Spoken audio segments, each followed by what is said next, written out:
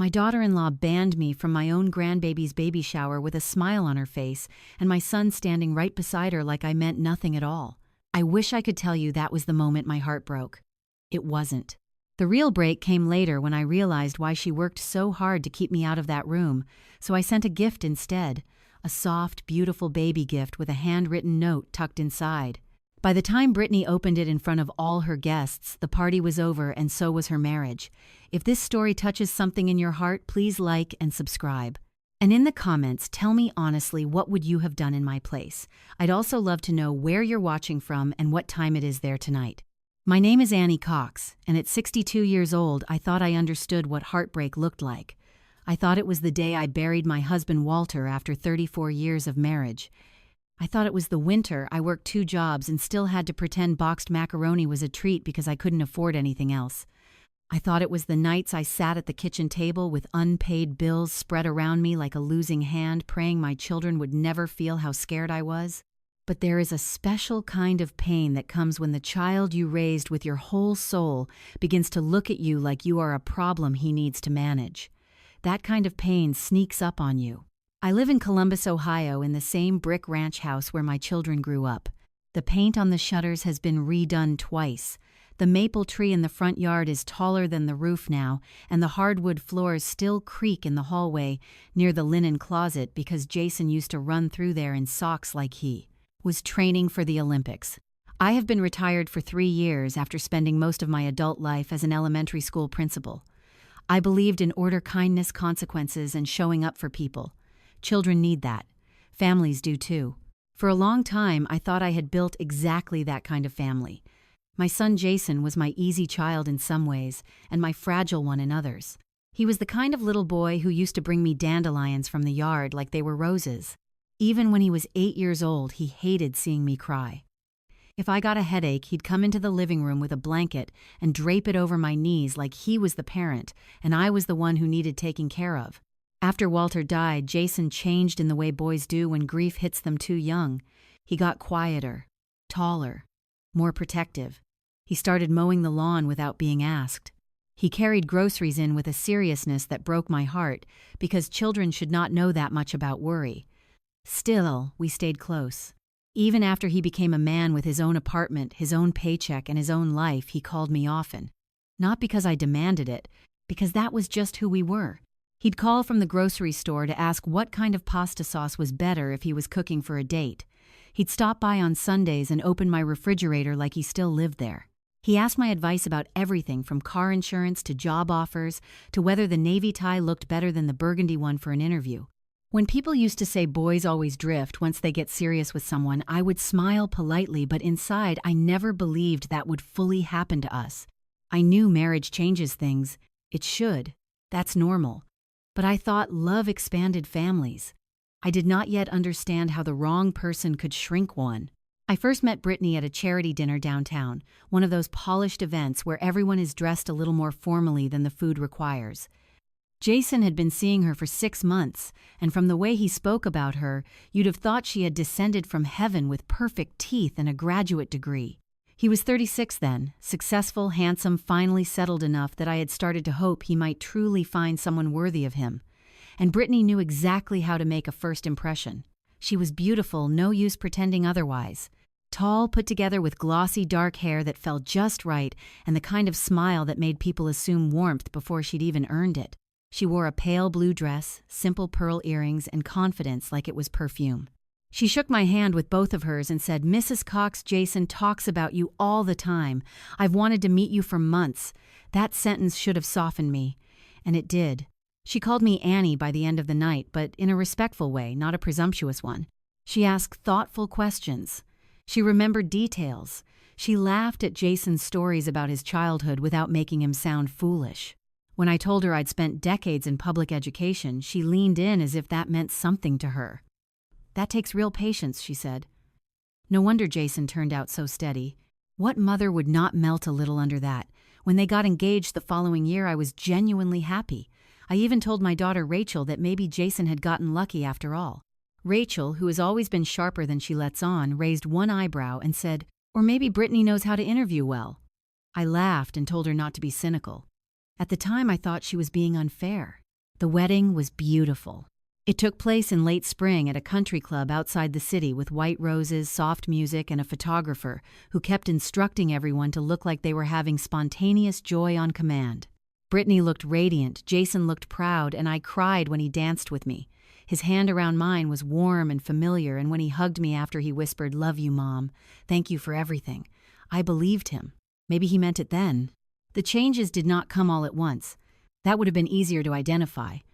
No, they came the way cold weather enters an old house through tiny cracks, at first so subtle you question whether you are imagining it.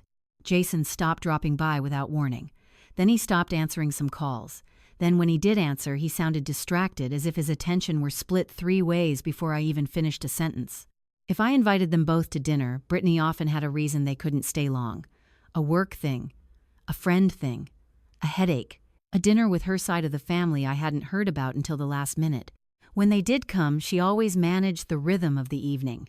She decided when they arrived, when Jason checked his phone, when dessert should be skipped, when it was time to go. At first I told myself that was just marriage, 2 people adjusting, new routines, new loyalties. But then little things started happening that sat wrong with me. I would text Jason and get no answer for hours, sometimes a whole day. Then I'd receive a polished response that sounded oddly unlike him. "Sorry, Mom. Busy week. We'll catch up soon." Jason had never called me Mom in text that way. He usually wrote, "Hey, Ma," or just sent something half misspelled and rushed. His messages began to sound edited. Once I called on a Saturday because I'd found an old photo album and wanted to ask if he remembered the camping trip in Hocking Hills where he'd fallen into the creek. Brittany answered his phone. Not her phone. His. "Jason's in the shower," she said smoothly. "I can tell him you called." There was nothing rude in her tone. That was part of what made it so disorienting. She was never careless enough to be openly offensive. Everything was always plausible, polite, defensible. I said, "That's all right, I'll call him later." But later turned into evening, and evening turned into the next day. When Jason finally called me back, he sounded rushed. "Sorry, Mom. Crazy weekend." I almost asked why his wife was answering his phone. Almost asked why a man who used to call me from parking lots now needed to be filtered like a doctor's office. But I didn't. I swallowed it. Women my age have swallowed a lot of things in the name of peace. There were other moments too, small enough to dismiss by themselves, strange when laid side by side. At Thanksgiving, Brittany corrected Jason when he told a childhood story even though she hadn't been there. At Christmas, she opened one of the gifts I had wrapped for him and said, laughing, "I always tell him what he needs." When I offered Jason some leftovers to take home, Brittany stepped in and said, "Oh, we're really trying to be more intentional about what comes into the house." What came into the house? Not what they ate, not what Jason liked, what came into the house. I remember standing there with a container of sweet potato casserole in my hand, smiling like I had not just heard the language of territory. Rachel noticed it too. Of course she did. One evening after they left, she stayed behind in my kitchen while I loaded the dishwasher. "She's controlling the whole atmosphere around him," Rachel said. I kept rinsing plates. "That's a strong word." "It's the right word." "She's organized," I replied. "There's a difference." Rachel dried a wine glass and set it down with more force than necessary. Mom organized is bringing a planner. Controlling is answering his phone, rerouting every conversation, and acting like access to your own son has to go through her. I wanted to argue. I did argue. I told Rachel she was reading too much into ordinary marriage behavior. I said Brittany came from a different kind of household, more structured, more image-conscious. I said maybe Jason liked being with someone decisive. I said maybe I needed to be careful not to become one of those mothers who makes every wife feel judged. All of that sounded reasonable. That is the danger of reasonable explanations. They can hide the truth for a very long time.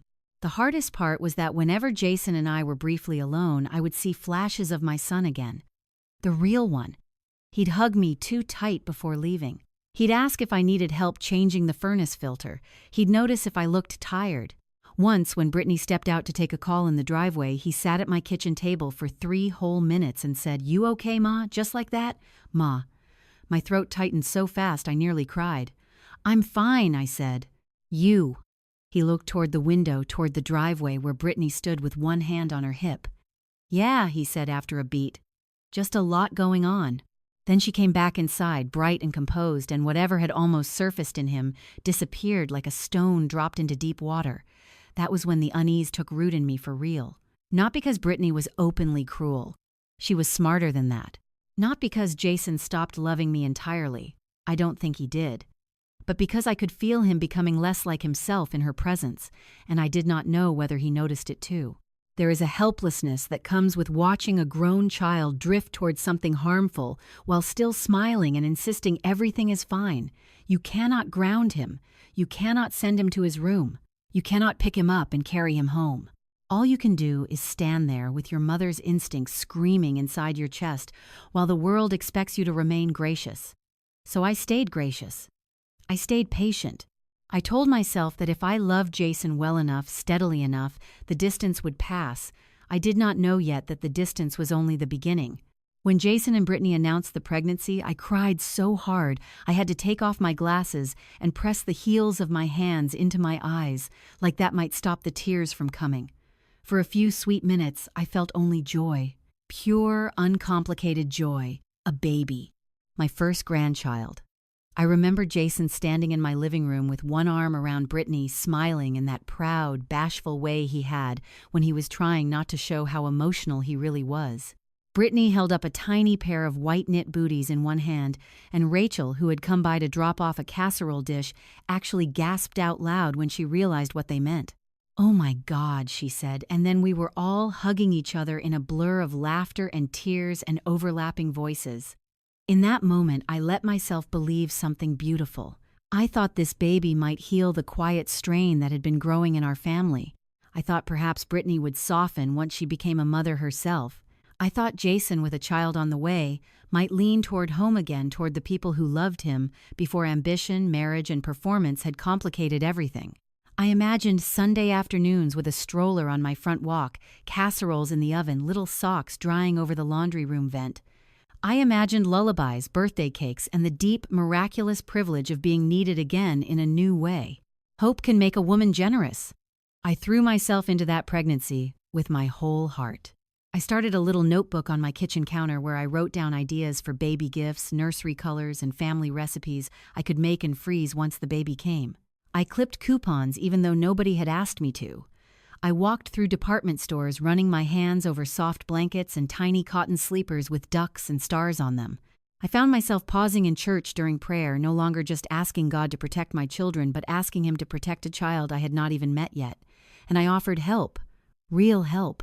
The kind that comes from experience, not interference.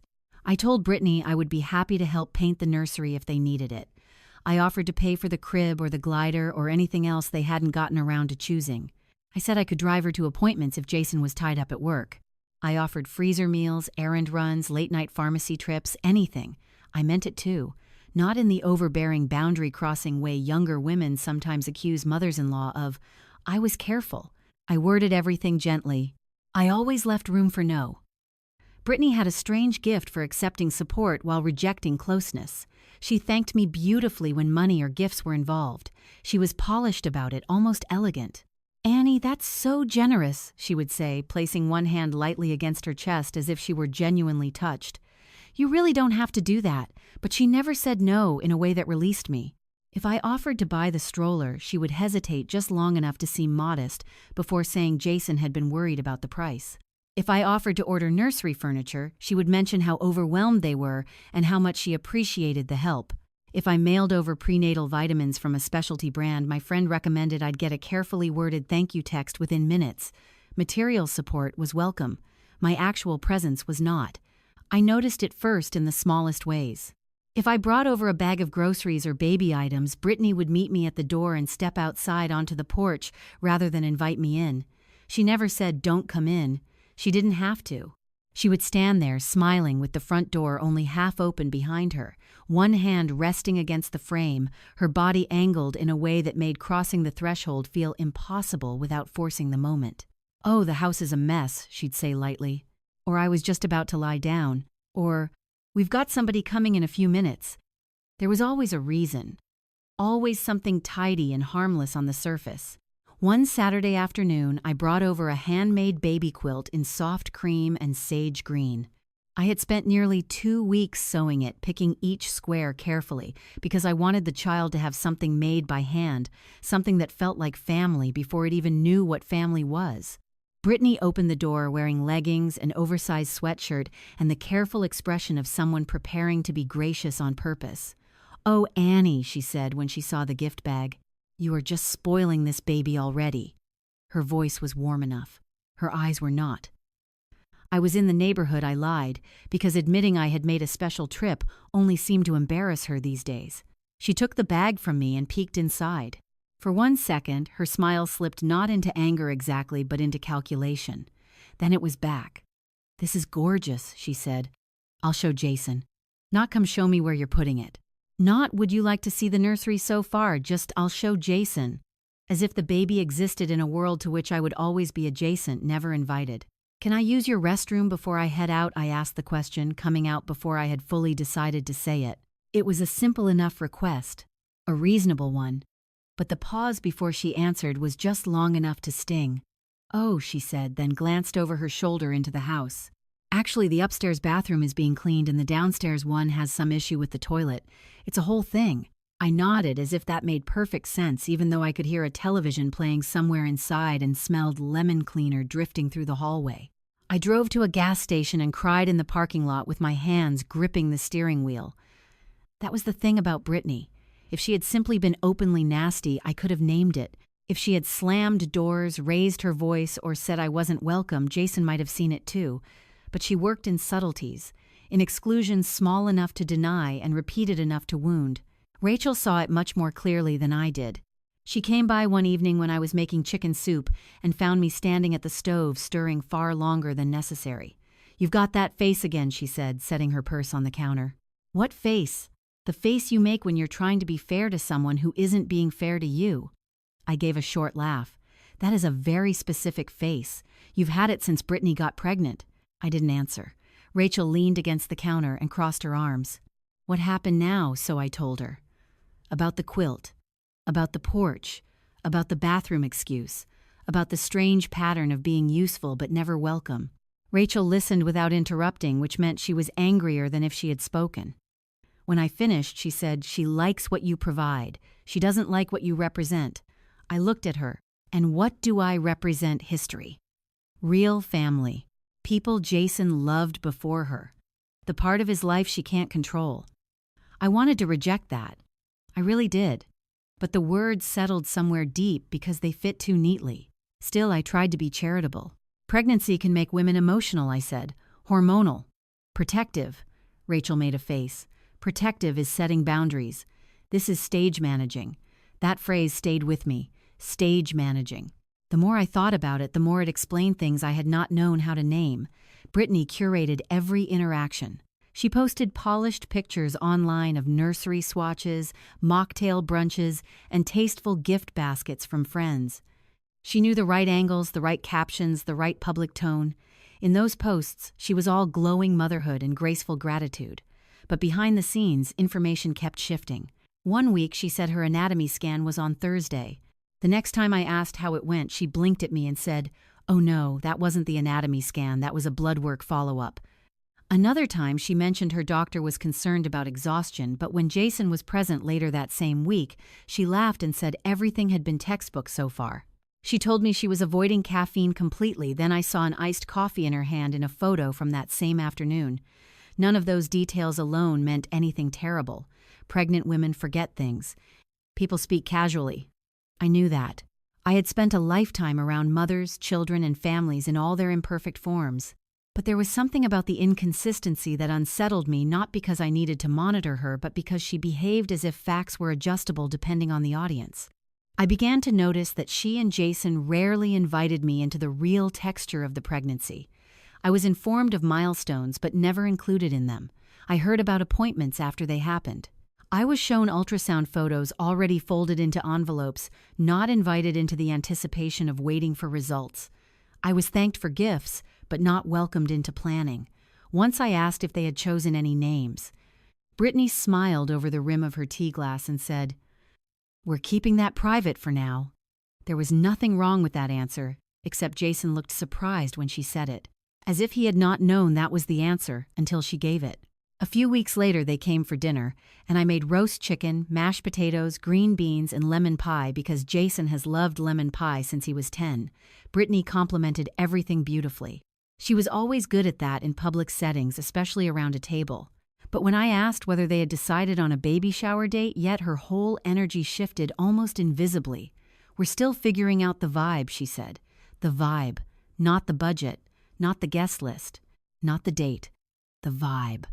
Rachel, seated across from her, took a sip of iced tea and said casually, "I'm sure Mom's excited to help." Brittany smiled at me, then at Rachel. "Oh, Annie's done more than enough already." It should have sounded kind. Instead, it sounded like a boundary being set in velvet. Jason cut into his chicken and said nothing. That silence bothered me more than Brittany's words. After they left, Rachel stood at the sink, rinsing plates, and said, "She's not building a family. She's producing an image." I dried my hands slowly. Maybe she just wants things a certain way. Rachel turned to face me fully. "Mom, she takes your money, your gifts, your effort, your emotional labor, but she won't let you into the room where anything real happens. That's not preference. That's control." I looked out the kitchen window into the dark yard where the porch light fell over the grass in a soft yellow square. "I keep waiting for it to get better," I admitted. Rachel's voice gentled then. "I know." And that was the truth of it. I kept waiting for the pregnancy to melt whatever hardness Brittany carried. I kept waiting for Jason to notice the distance and bridge it. I kept waiting for one honest, ordinary moment that would make me feel foolish for worrying. Instead, with every passing week, I felt more like a woman allowed to fund the celebration while being quietly denied a place in the family it was supposed to honor. And somewhere underneath all that hope, something colder had begun to form. Not certainty, not yet, but the unmistakable feeling that whatever Brittany was building around this baby, it was not made of trust. I found out about the baby shower from a woman named Denise Porter in the fellowship hall after church. There are humiliations in life you can prepare for. A bad doctor's call, a final notice in the mail, a betrayal you can feel coming because the air has already changed around you.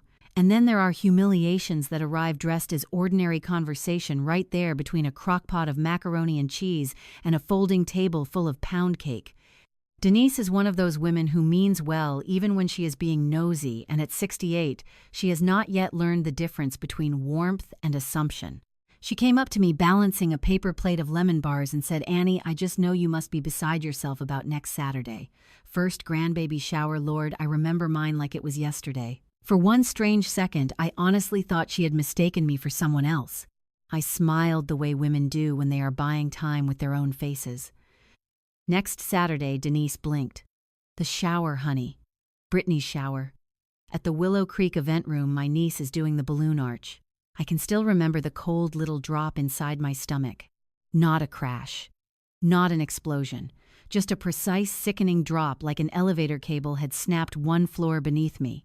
But pride is a powerful thing, especially in public, especially at my age, especially in a church where people have watched your children grow up and think they know the shape of your family. So I laughed softly and touched Denise's arm. "Of course, my mind is everywhere these days." She nodded, relieved not to have stepped into anything awkward. "Well, it's going to be lovely." Brittany said she wanted something elegant but intimate. Elegant but intimate. I don't know why that phrase lodged in me so hard, but it did. Maybe because I heard what wasn't being said. Intimate. Curated. Carefully selected. Controlled. Denise moved on to greet someone else, and I stood there holding a styrofoam cup of weak coffee that suddenly felt too hot in my hand. I left earlier than I normally would. I told one of the deacons I had a headache, which wasn't exactly a lie by then. The drive home felt longer than usual even though the roads were clear. Every red light seemed personal. Every stop sign felt like insult layered on top of insult. By the time I pulled into my driveway, my hands were shaking. I sat in the car for almost 10 minutes before going inside. I kept trying to come up with a reasonable explanation. Maybe invitations had gone out late and mine had been lost. Maybe Jason planned to tell me that evening. Maybe Brittany was waiting to surprise me with some grandmother role in the shower, and Denise had simply gotten ahead of herself. Hope can be humiliating too. I walked into my kitchen, set my purse on the counter, and stared at the fruit bowl as if it might offer moral support. Then I picked up my phone and called Jason. He answered on the fourth ring. "Hey, Ma." That almost undid me right there. That one old familiar word. "Hi, sweetheart," I said, and my voice sounded normal enough that I impressed myself. "You busy, a little?" "What's up?" I could hear movement in the background. Cabinet doors, maybe. Or a television. I couldn't tell. And behind it all, that slight tension in his tone, I had come to recognize over the past year, the tone of a man who never quite sounded alone, even when he technically was. I forced a small laugh. I was just at church, and Denise Porter asked if I was excited for next Saturday. There was a pause. Not a natural pause. Not the ordinary pause of someone searching his memory. This one had shape. Weight. It was the pause of a man who had just realized the conversation he hoped to avoid had arrived without warning. "Jason, another second." Then he exhaled. "Mom." That one word told me everything before he said anything else. I lowered myself slowly into a kitchen chair. "I'm sorry," he said. "I was going to call you." That phrase has broken more hearts than people realize. "I was going to call you." It usually means the hurt was real and the explanation will not be good enough. "So, there is a shower," I said. "Yes." "And you weren't going to tell me until—" "When exactly?" "It's not like that." Whenever someone says it's not like that, it is always exactly like that or worse. I looked at the clock over my stove. It was 2:17 p.m. A bright, ordinary Sunday. Sunshine on the floor, a half-read bulletin from church in my purse. Somewhere in another house, my son was preparing to explain why I had not been invited to a celebration for my own grandchild. "Then tell me what it is," like I said. He sighed again, and I could hear him moving, maybe stepping outside. When he spoke next, his voice was lower. "Brittany's had a lot of stress lately. You know how emotional things have been. She just wants the day to be calm." I shut my eyes. There it was. The language. Not his. Hers. Sanded, smooth, and prepackaged. "So I make things not calm." That's not what I said. "What did you say, Jason?" He hesitated. "She feels like... lately there's been tension, and she doesn't want anything upsetting at the shower." The words landed one by one, each one sharper than the last. "She feels like... there's been tension. Upsetting." I almost laughed, and there was nothing humorous in me at all. "Tension," I repeated, "because I offered to buy the crib, because I brought over soup, because I asked how the baby was doing. Mom, please." No son says please to his mother in that tone, unless he is trying to quiet a situation someone else has taught him to fear. I pressed my fingertips to my temple. "Has Brittany actually said she doesn't want me there?" Silence again. That was answer enough, but I made him say it. "Jason." "Yes," he said finally. "She thinks it would be better. Better. Not kinder. Not fairer. Better." For whom I looked around my kitchen, the same kitchen where he had eaten cereal before school, where I had sewn Cub Scout patches onto his uniform, where we had iced his high school graduation cake, and laughed because the blue frosting stained our fingers for 2 days. The room blurred. "And you agreed to this?" I asked. His voice hardened then, just slightly, the way people do when shame starts turning defensive. "I'm trying to support my wife." That one struck clean through me. Because of course he should support his wife. I had raised him to do exactly that, to honor the woman he married, to be loyal, to protect his home. But nowhere in that lesson had I imagined he might confuse loyalty with surrender or support with cowardice. "I never asked you not to support your wife," I said quietly. "I just never thought that would require humiliating your mother." "Mom, it's one event." No, it wasn't. It was never just one event when the event symbolized your place in a family. It was not just cake and ribbons and little games where women guess melted candy bars and diapers. It was the public declaration that I belonged outside the circle, that I was not a cherished grandmother but a tolerated inconvenience. I stood up so quickly the chair legs scraped against the tile. "One event," I repeated. "Jason, this is your child, my grandchild. And your wife has decided I'm too much of a problem to sit in a room and watch people open baby clothes. That's not what she said. I would cause stress. You just told me that." He didn't answer. I heard a door open on his end, then close. Then Brittany's voice in the distance, muffled but unmistakable. "Everything okay?" Jason covered the phone for a second. "Yeah. Just talking to Mom." My chest tightened so hard I had to grip the edge of the counter. Just talking to Mom, as if I were a task. A complication. Something to be managed between errands. I lowered my voice not because I was calm, but because I suddenly understood that if I raised it, I would only become exactly what Brittany had likely described me as. "Did you fight for me at all?" I asked. That question changed something. He didn't answer quickly because there was no good answer. If he had fought for me, he would have said so immediately. Men say the things that preserve their dignity as fast as possible. I tried to explain. I let out a breath that sounded like pain. "That's not the same thing. Mom, you're making this harder than it has to be." That sentence did it. Not because it was crueler than anything else, because it was colder. I had heard parents say versions of that to children in my office for years when they wanted compliance more than truth. "Why are you making this a thing? Why can't you just go along? Why can't your hurt stay neat and quiet so the rest of us can stay comfortable?" I swallowed against the ache in my throat. "No, Jason, I'm not making this harder. I'm the one being cut out." He said nothing.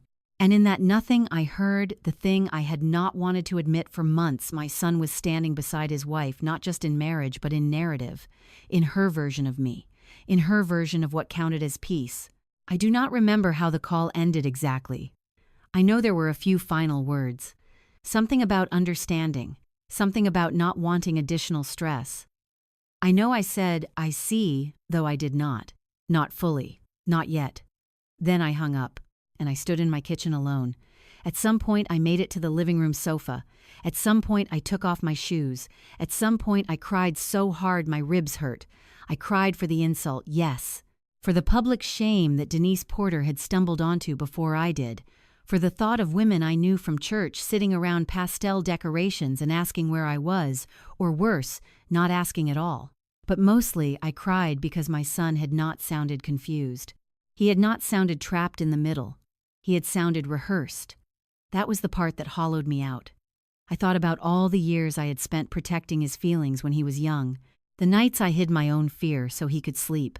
The times I went without so he could have one more chance, one more camp, one better pair of shoes, one less burden to carry. I thought about how carefully mothers love their sons, especially after loss, how fiercely, how foolishly sometimes. By evening, the tears had slowed, but the pain had changed shape. It was no longer the sharp pain of discovery. It was heavier than that, more dangerous. The kind of pain that sits quietly and starts connecting dots.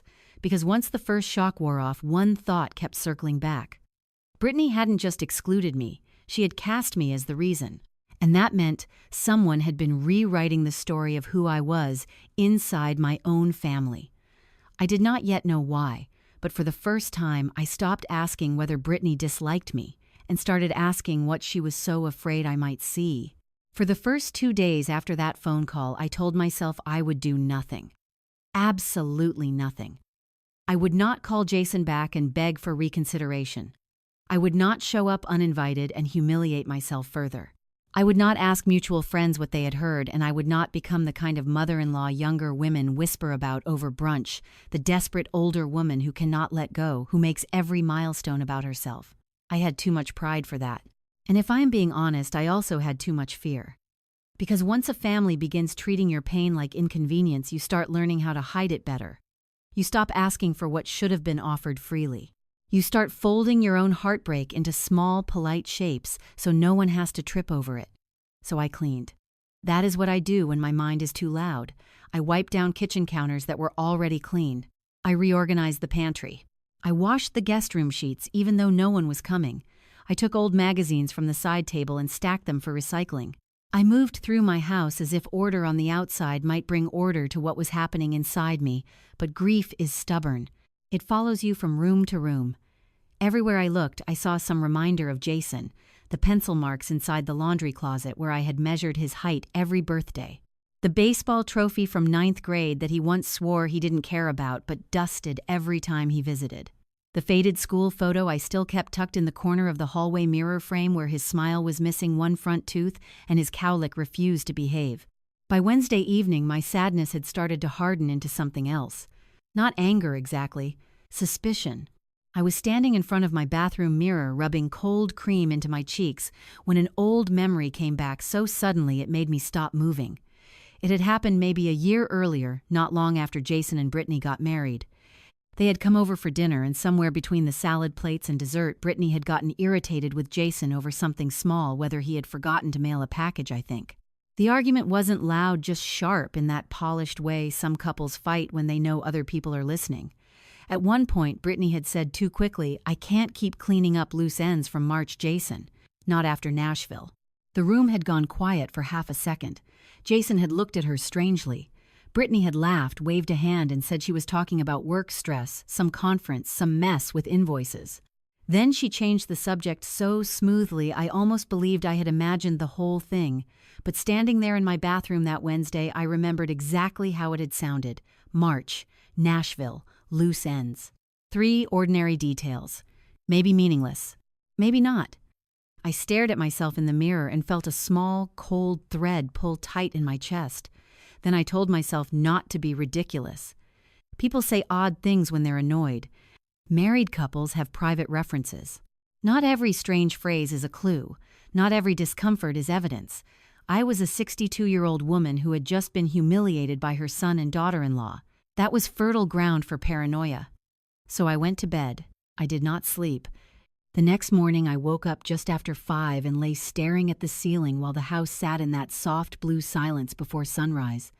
My thoughts circled the same questions over and over until I finally got up, made coffee, and carried my mug to the kitchen table with no appetite and no peace. At 8:14 a.m., my phone buzzed. It was a text from a number I did not have saved. "Are you Annie Cox? This is Nicole Harper. I know this is awkward, but I think we need to talk about Brittany." I stared at the screen so long the coffee went cold in my hand. Nicole Harper. The name took me a moment. Then I remembered. Brittany had mentioned a cousin once or twice in passing, never warmly, always vaguely. My cousin Nicole is dramatic. Nicole doesn't really respect boundaries. We're not close. The kind of dismissive little comments people use when they want to discredit someone before you ever meet them. I typed back before I could overthink it. "Yes, this is Annie." The reply came almost immediately. "I'm sorry to reach out this way. I know how this must look. But I heard about the shower and I need you to know you're not crazy. Brittany has done this kind of thing before." My fingers went still over the phone. Not crazy. There is something deeply unsettling about seeing the exact reassurance you have secretly been needing from a stranger. I set the phone down. Picked it back up. Read the message again. Then I did what women of my generation are trained to do when faced with ugly information. I looked for the most decent reason to reject it. Maybe Nicole was bitter. Maybe there was some old family feud. Maybe Brittany had cut her off for good reason, and this was retaliation dressed up as concern. Families are messy. I knew that better than most. Blood ties do not automatically make people truthful, healthy, or safe. So I waited 10 minutes before answering, then 20. At 32 minutes, another text came in. "I'm not asking you to believe me blindly. I just know what it feels like when she starts isolating people and making them look unstable. If you want to ignore this, I understand. But please don't assume you imagined what's happening." That line did something to me. Because the truth was, I had spent months doing exactly that, assuming I had imagined it, explaining it away, minimizing it, correcting my own instincts before anyone else had to. I called Rachel. She answered on the second ring. "Mom, everything okay?" "No," I said more honestly than I had intended, "and I need you to listen before you tell me I'm overreacting." Rachel snorted softly. That would be a first. I read her Nicole's messages word for word. There was a pause when I finished, but Rachel's silence was not surprised. It was grim. "Well," she said at last, "that tracks." "Rachel, what it does." "I'm serious." "So am I." I sat down harder in my chair. "You think I should respond? I think you should hear what she has to say." "She could be lying." "She could be," Rachel said. "And Brittany could also be exactly who she's been looking like for a while now." I pinched the bridge of my nose. I don't want to become one of those people who goes digging for dirt to justify being hurt. Rachel's voice softened. "Mom, listening is not digging, and wanting the truth is not the same as wanting revenge." I wish that sentence had comforted me more than it did, because deep down I was ashamed of how quickly curiosity had risen beside my pain. Ashamed that part of me wanted there to be an explanation larger than simple rejection. If Brittany had excluded me because she was cruel, that was one kind of wound. But if she had excluded me because she was hiding something serious enough that my presence felt dangerous, that changed everything. I typed back carefully. "I'm willing to listen. But I won't participate in gossip." Nicole responded. "Fair. This isn't gossip. It's a pattern. Coffee, public place. Your choice. I almost said no. Almost. Instead, I chose a small cafe in Upper Arlington for the following afternoon. Bright, public, impossible to turn into drama. As soon as I sent the address, my stomach tightened like I had agreed to something morally dangerous. The rest of that day passed in a strange fog. I watered the hydrangeas out front. I returned a library book without absorbing a single sentence from the one I had tried to read. I stood in the baby aisle at Target holding a package of soft washcloths and suddenly had to put them back because the sight of them made my throat close. At one point, Jason texted me, "Hope you're okay. Been a busy week." That was all. No mention of the shower, no apology, no effort to revisit our conversation. Just a bland little check-in, the kind people send when they want to feel decent without actually doing anything difficult. I stared at the message for a long time before replying, "I'm fine." It was a lie, and the lie tasted like metal. That evening I opened the drawer where I kept stationery and old family documents and found myself pulling out things I had no reason to look at yet. Jason's birth certificate, an old school report card, a faded photo of him at 17, with his arm around Rachel on graduation day. I do not know why I did that, except perhaps that some part of me was trying to remember what was real before I stepped into something uncertain. I loved my son. That was the core truth around which everything else turned. Whatever I was about to hear, whatever Brittany had or had not done, I did not want to destroy him. I did not want to become the wedge in his marriage. I did not want to be right more than I wanted peace. But peace built on lies is just delayed damage. I did not have those exact words yet, but I was beginning to feel them. That night, I sat alone in my living room with only the lamp by the sofa on, and I let myself admit something I had been too proud to say aloud. Being banned from that shower had changed me, not because it made me vengeful, because it stripped away the luxury of pretending. Until then, I had been able to tell myself Brittany was difficult, controlling, image-conscious, maybe insecure, all unpleasant things but survivable. Things a patient woman could navigate if she kept her dignity and her boundaries. But if Nicole was right, if this was a pattern, if Brittany had done this kind of thing before, then I was no longer dealing with a difficult daughter-in-law. I was dealing with a woman who engineered isolation. And that meant Jason might not just be choosing distance. He might be living inside a story someone else had carefully built around him. The next afternoon, I would find out whether that fear had any shape at all. And for the first time since Denise Porter smiled at me in that church fellowship hall, my hurt gave way to something much more dangerous. I wanted answers. I arrived at the cafe 15 minutes early and still almost turned around twice before going in. It was one of those polished little places with chalkboard menus, exposed brick, and women in tailored jackets typing on laptops as if they had never once made an emotional decision in their lives. I chose a small table near the front window where everyone could see us, mostly because public visibility made me feel safer. If Nicole Harper turned out to be unstable, vindictive, or theatrical, I wanted witnesses. I did not have the energy for surprises. I ordered tea I did not want and sat there with both hands wrapped around the cup, watching people come and go through the glass door. When Nicole walked in, I recognized her immediately, though we had never met. Not because she looked like Brittany exactly, but because she carried some of the same careful beauty with none of the softness. She was probably in her late 30s with honey-brown skin, straight dark hair pulled into a low knot, and a face that looked like it had learned the hard way not to trust charm too quickly. She spotted me, gave one polite nod, and came over. "Mrs. Cox Annie," I said automatically, standing to shake her hand. Her grip was firm, quick, and unadorned by performance. "Thank you for coming," she said. "I know this is strange." "That depends on what you're about to tell me." A flicker of something almost like sympathy crossed her face. "Fair enough." She sat down, ordered coffee from the waitress when she came by, and then folded her hands on the table. I noticed that unlike Brittany, who always seemed to arrange herself for the room, Nicole looked like someone who had long ago stopped caring whether she was especially appealing while telling the truth. That made me trust her a little more than I wanted to. For a moment, neither of us spoke. Then she said, "Before I say anything else, I need you to know I am not here because I enjoy this. Brittany and I are not close, and that's been true for years. But I heard from my aunt that she told people you were causing stress around the pregnancy and that you weren't being invited to the shower. And I knew exactly what that meant. I kept my expression still. What does it mean? It means she's isolating someone. The words fell between us with frightening simplicity. Nicole took a breath.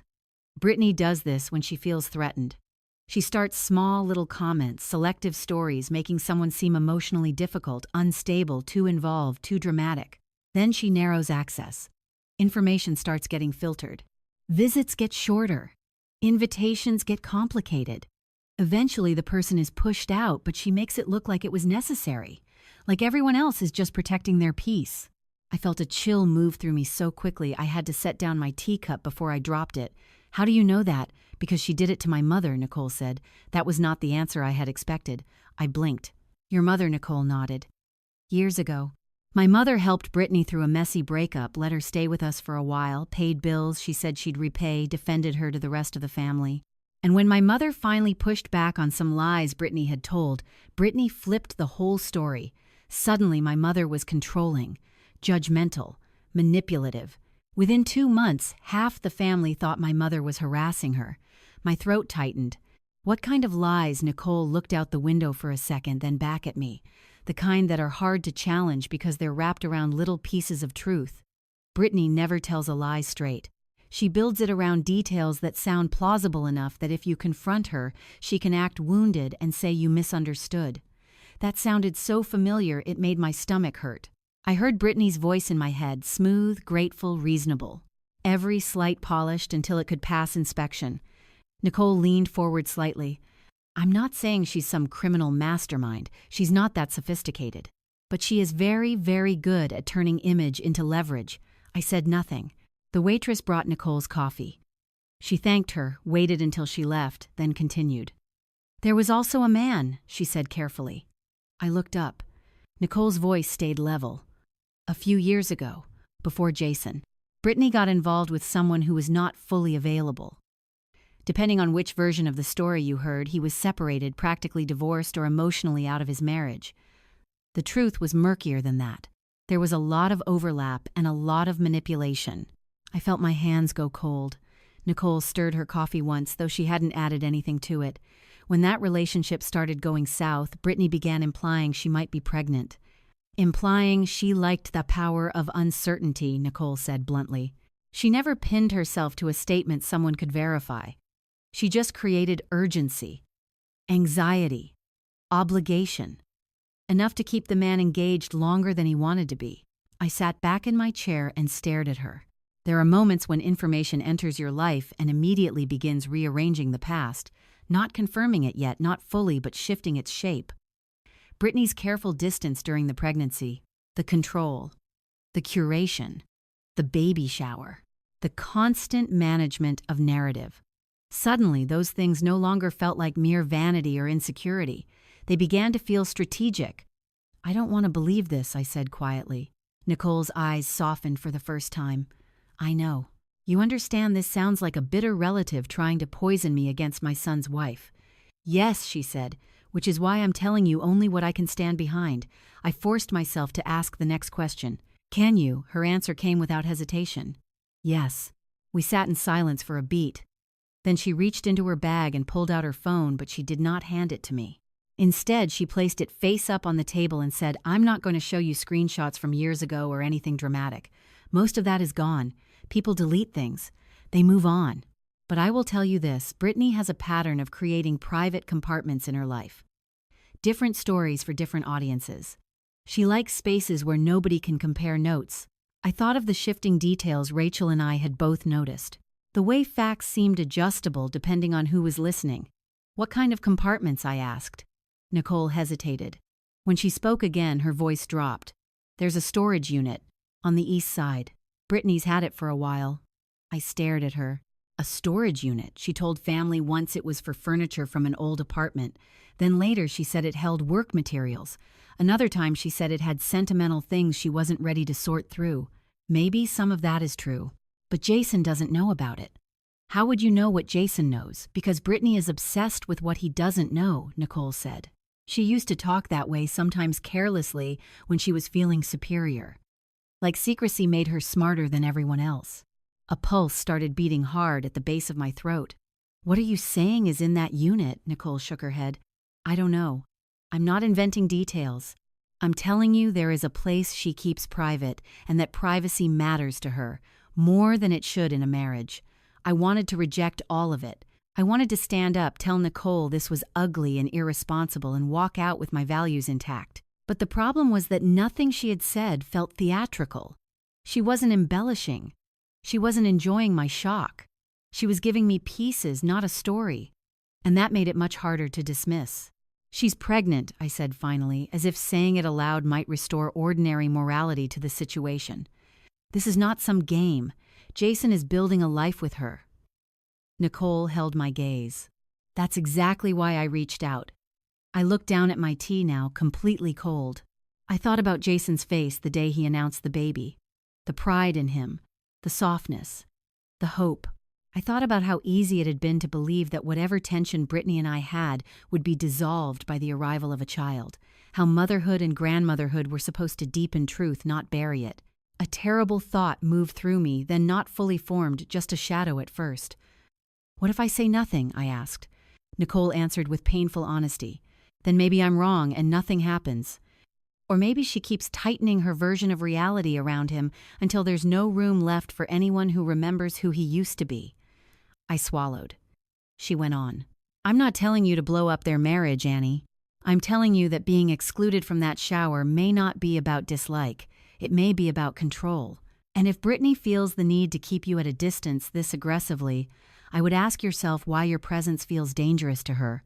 That landed harder than anything else she had said, because it aligned too neatly with the question that had started haunting me after Jason's call. What was Brittany afraid I might see? Nicole reached into her bag again and slid a folded receipt across the table. "This is the address for the storage facility. I got it months ago through a family errand, not by stalking anybody. I'm not asking you to do anything reckless with it. I just think you deserve to know that the polished version of Brittany is not the whole version." I looked at the paper but did not touch it. My whole life I had believed in dignity, in staying above family ugliness, in refusing to stoop to snooping suspicion or scenes.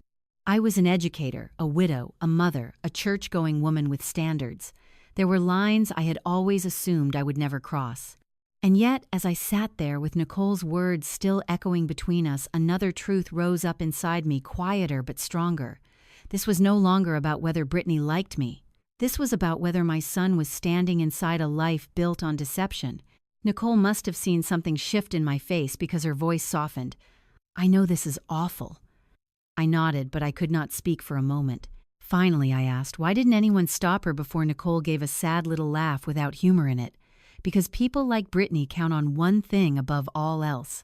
What that decent people will keep doubting themselves longer than manipulators ever doubt their lies. I looked at her then, really looked at her, and knew she was right. By the time I left the cafe, I had not made any promises. I told Nicole I would think. I told her I would not act on rumor. I told her I loved my son and would rather live with discomfort than destroy his life without cause. All of that was true. But as I drove home with the folded address sitting in my purse like a hot coal, I understood something I had not wanted to admit before. My instincts were no longer merely hurt. They were awake. And for the first time, I began to fear that Brittany was not just pushing me out of the family. She was hiding something much bigger inside it. For 3 days after meeting Nicole, I carried that storage facility address in my purse and behaved as if I had not. I went to the grocery store. I paid my electric bill. I watered the fern on the front porch and refolded towels in the linen closet like any other ordinary woman living any other ordinary life. But beneath every small task, one thought kept pressing upward like something trapped under floorboards. What if Jason is in real trouble? The question sat with me in the car, in the shower, in the quiet minutes before sleep. It followed me into church and waited beside me while I stood in line at the pharmacy. And every time it rose, another voice answered just as quickly, "Stay out of it. Do not become that woman. Do not go hunting for reasons to justify your hurt." I was raised by people who believed family dignity mattered. You did not air private matters in public. You did not pry into marriages. You did not take one relative's word against another's and start tearing through people's lives like a storm. Whatever else the modern world likes to call wisdom, women my age were taught that restraint was virtue, silence in the right doses was considered strength. I had lived by that rule for a long time, sometimes too long. Still, I wanted very badly to be able to say I had done the decent thing, that I had trusted Jason to manage his own marriage, that I had refused to let humiliation turn me into suspicion. I wanted to remain a mother, not become an investigator. I wanted my love to stay clean, but love is rarely clean once fear enters it. Rachel came by that Friday evening with Thai takeout, and one look at my face told her I was losing the argument with myself. "You haven't slept?" she said, setting the paper bag on the counter. "I'm sleeping enough." That wasn't what I said. I took plates from the cabinet just to have something to do with my hands. "I'm tired, that's all." Rachel watched me for a moment. "Did Jason call?" "No." That part hurt more than I wanted to admit. After our baby shower conversation, I had expected at least some awkward attempt at repair. A text, a call, a half-hearted explanation dressed up as concern. Instead, nothing. Days of nothing. Which told me either Brittany had tightened the leash further, or Jason had decided that avoiding me was easier than facing what he had done. Maybe both. We sat down at the kitchen table with cartons of pad thai and curry between us, and for a while we ate in silence. Then Rachel put down her fork and said, "You're going to do something, aren't you?" I looked at her. "I don't know." "Yes, you do." I sighed and leaned back in my chair. "I know I shouldn't." That's not the same answer. I stared at the condensation on my water glass. I keep thinking if I cross this line, I can't uncross it. Rachel nodded slowly. "That's true." I looked up, surprised she had not immediately encouraged me. She wiped her mouth with her napkin and said, "But you also can't uncross the line Brittany already crossed." That landed in me with uncomfortable force. "She banned me from a party," I said, though even as I spoke, the words I knew how small and false they sounded. Rachel gave me the kind of look only daughters can give their mothers when they see straight through self-protection. "No, she didn't ban you from a party. She recast you as dangerous in your own family. Stop shrinking what happened just because shrinking it feels more dignified." I let out a slow breath. "She could still be wrong about all of this," I said. "Nicole, I mean." "She could," Rachel agreed. "But if Brittany's hiding something and you ignore it because you're afraid of looking intrusive, who does that protect?" I didn't answer. Because I knew. It protected Brittany. It protected the comfort of not knowing. It protected the appearance of peace.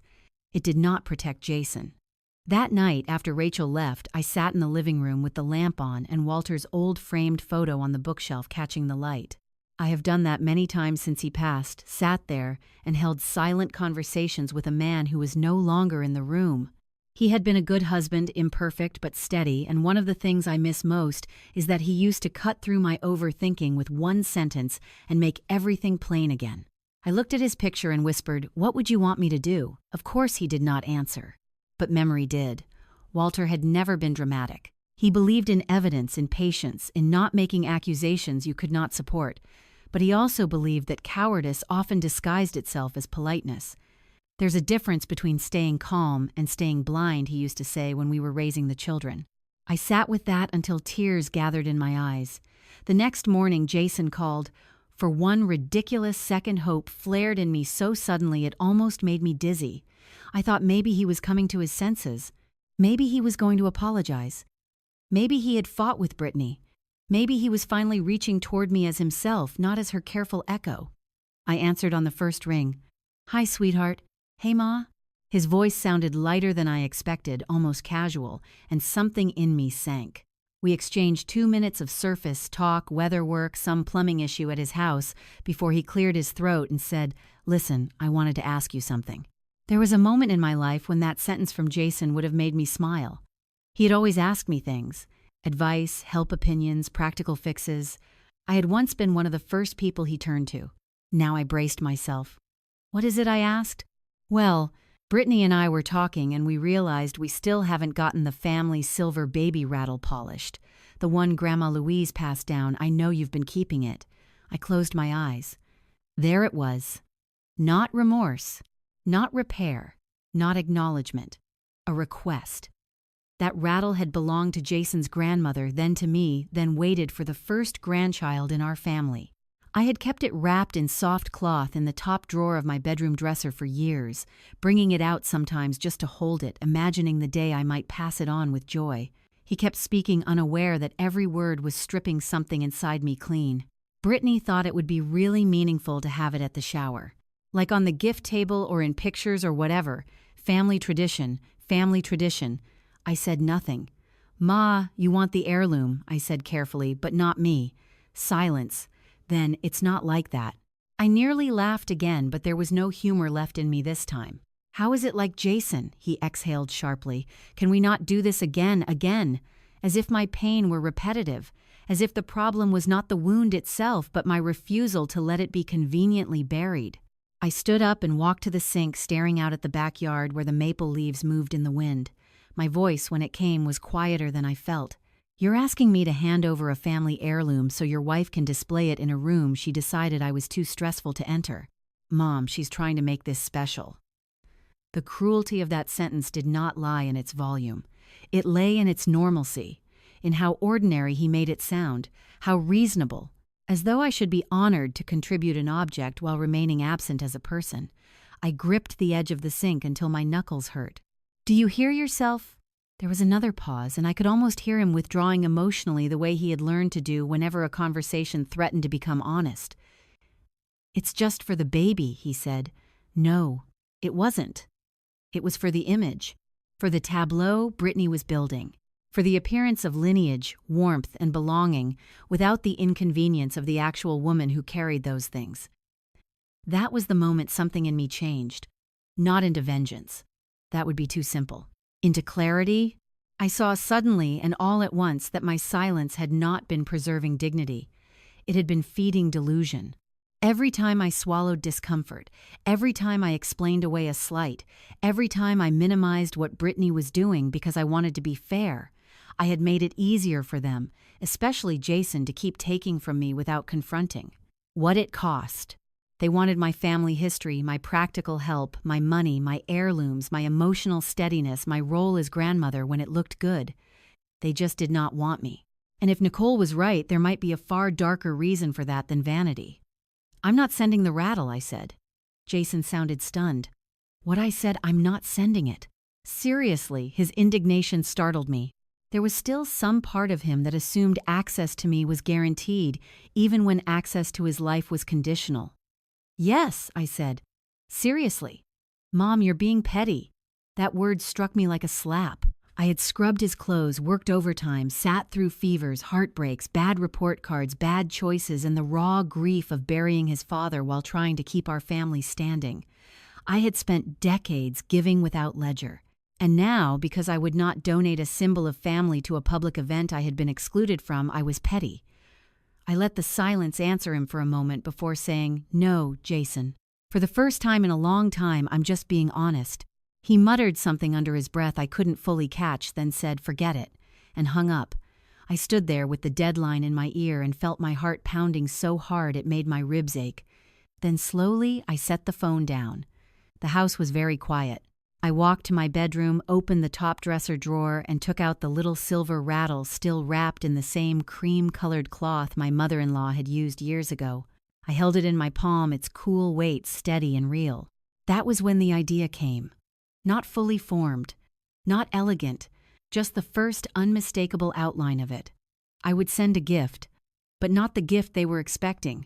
If Brittany wanted a polished public display of family meaning while erasing the family itself, then whatever arrived from me would carry something else entirely. Not a scene, not a screaming confrontation, something measured, intentional, impossible to dismiss once opened. I sat down on the edge of my bed with the rattle in one hand and Nicole's folded storage address in the other, and for the first time since all of this began, my confusion gave way to direction. I still didn't know exactly what I would do, but I knew this much: I was done confusing silence with grace. Once I made the decision to stop pretending everything was normal, the world around me seemed to sharpen. Colors looked brighter. Silences sounded louder. Every conversation, every delay, every carefully arranged sentence from Brittany felt less like personality and more like strategy. I still hated that I had entered that state of mind. I still hated that I was weighing another woman's words against my son's marriage like some suspicious outsider. But I had crossed an invisible threshold now, and I could not uncross it. I called Rachel the morning after Jason asked for the silver rattle. She answered with, "You sound different." "I am different," I said. That was the truth. Something in me had gone still, not numb, not cold, but still in the way water becomes still right before it reflects clearly. The pleading part of me had quieted. The part that kept begging reality to be kinder than it was had stepped aside. What remained was the part of me that had spent decades solving school crises, reading between children's excuses, catching lies hidden inside polished behavior, and doing difficult things without raising my voice. "I need your help," I said. Rachel was quiet for half a second. "Okay. No lecture, no triumph, no finally, just okay." I told her what Jason had asked for and how the call had ended. By the time I finished, Rachel let out a slow breath. "That tells us everything," she said. "Not everything. Enough." I looked out my kitchen window at the bird feeder, swaying slightly in the breeze. "I still don't want to make a move based on bitterness." "Then don't," Rachel said. "Make it based on facts." That became our rule. Facts only. No speculation we couldn't support. No illegal snooping. No dramatic stunts. No breaking into anything, touching anyone's property, or turning ourselves into the kind of people Brittany could point to later and call unstable. If we were going to look deeper, we would do it carefully and cleanly. Nicole agreed to help too, though even over the phone I could hear a caution in her tone, as if she understood that once certain doors open, nobody walks away unchanged. "I'm not here to encourage a circus," she told me, "but if you want to compare notes, I can tell you what I know." So we did. That Saturday afternoon, Rachel came over with her laptop. Nicole joined us by speakerphone, and the three of us sat around my dining room table like women piecing together a quilt none of us wanted to be making. I wrote dates on a yellow legal pad. Rachel cross-referenced social media timestamps, public records, and old messages. Nicole filled in small fragments of family history Brittany had never wanted Jason's side to know. It was in those fragments that a shape began to emerge. Not certainty yet, but shape. Brittany had mentioned doctor appointments that did not line up cleanly with the dates she later referenced. She had posted from locations she said she had not visited. She had once claimed she spent an entire Saturday in bed with nausea, yet Nicole remembered seeing her tagged in a photo that same afternoon at a rooftop bar opening on the other side of town. Brittany had told Jason, according to one of his casual comments months earlier, that she had cut off almost everyone to protect her peace. But that so-called peace looked increasingly selective. Rachel leaned back in her chair and crossed her arms. "She lives in compartments." Nicole's voice crackled through the speaker. "That's what I was trying to explain. Different selves for different audiences." I said nothing for a moment because I could feel my pulse in my wrists. Then Rachel found something. "Mom," she said quietly. I looked up. She turned the laptop toward me. On the screen was a public photo from the Instagram account of a local real estate firm. It showed the lobby of a newly renovated condo building downtown, marble floors, brass lighting, ridiculous decorative branches in an oversized vase. It might have meant nothing except that in the mirrored panel behind the receptionist desk, reflected faintly but clearly enough, stood Brittany. Not alone. Beside her was a tall black man in a charcoal jacket, one hand resting far too naturally at the small of her back. I stared at the image until the room seemed to thin. "That could be anybody," I said automatically, because denial still has muscle memory. Rachel zoomed in. Brittany's face was partially turned, but the camel-colored handbag over her shoulder was unmistakable. "I had bought that handbag for her last Christmas." Nicole spoke softly through the phone. "That's Brandon Ellis." The name landed hard. "Who is Brandon Ellis?" I asked. Nicole hesitated only a fraction. "A man Brittany used to know. At least that's how she phrased it. They never seemed fully out of each other's orbit." Rachel's jaw tightened. "Used to know," Nicole gave a humorless laugh. "With Brittany, the tense is rarely reliable." I looked back at the screen. The hand on her back bothered me more than the fact of his presence. It was intimate in a way casual people do not become by accident. Not staged, not polite, familiar. Still, I clung to reason. "It could be old," I said. Rachel checked the post metadata. "It's from 6 weeks ago. 6 weeks ago. Pregnant, married, planning a baby shower, accepting my gifts, freezing me out, and standing in the lobby of a condo building with another man's hand on her body as if it belonged there." The tea in my stomach turned sour. "No," I whispered, though I wasn't sure what I was saying no to. "No, this can't be right. No, Jason cannot be this blind. No, please don't let this be happening." Rachel reached across the table and covered my hand with hers. "Mom." But I pulled my hand back gently and stood up. I walked to the sink, bracing myself against the counter, and stared out into the yard. My body felt split in two. One half was horrified and grieving. The other had become terribly, unnervingly calm. "What else?" I asked. Rachel and Nicole exchanged a silence I could feel even without seeing Nicole's face. "What else?" I repeated. Rachel spoke this time carefully. Nicole mentioned there were messages. My whole spine went rigid. "Messages from who?" Nicole answered. "From Brittany to Brandon. I don't have full access to anything, and I'm not going to lie and say I do. But someone I trust saw enough to know they were personal. And recent." I turned around slowly.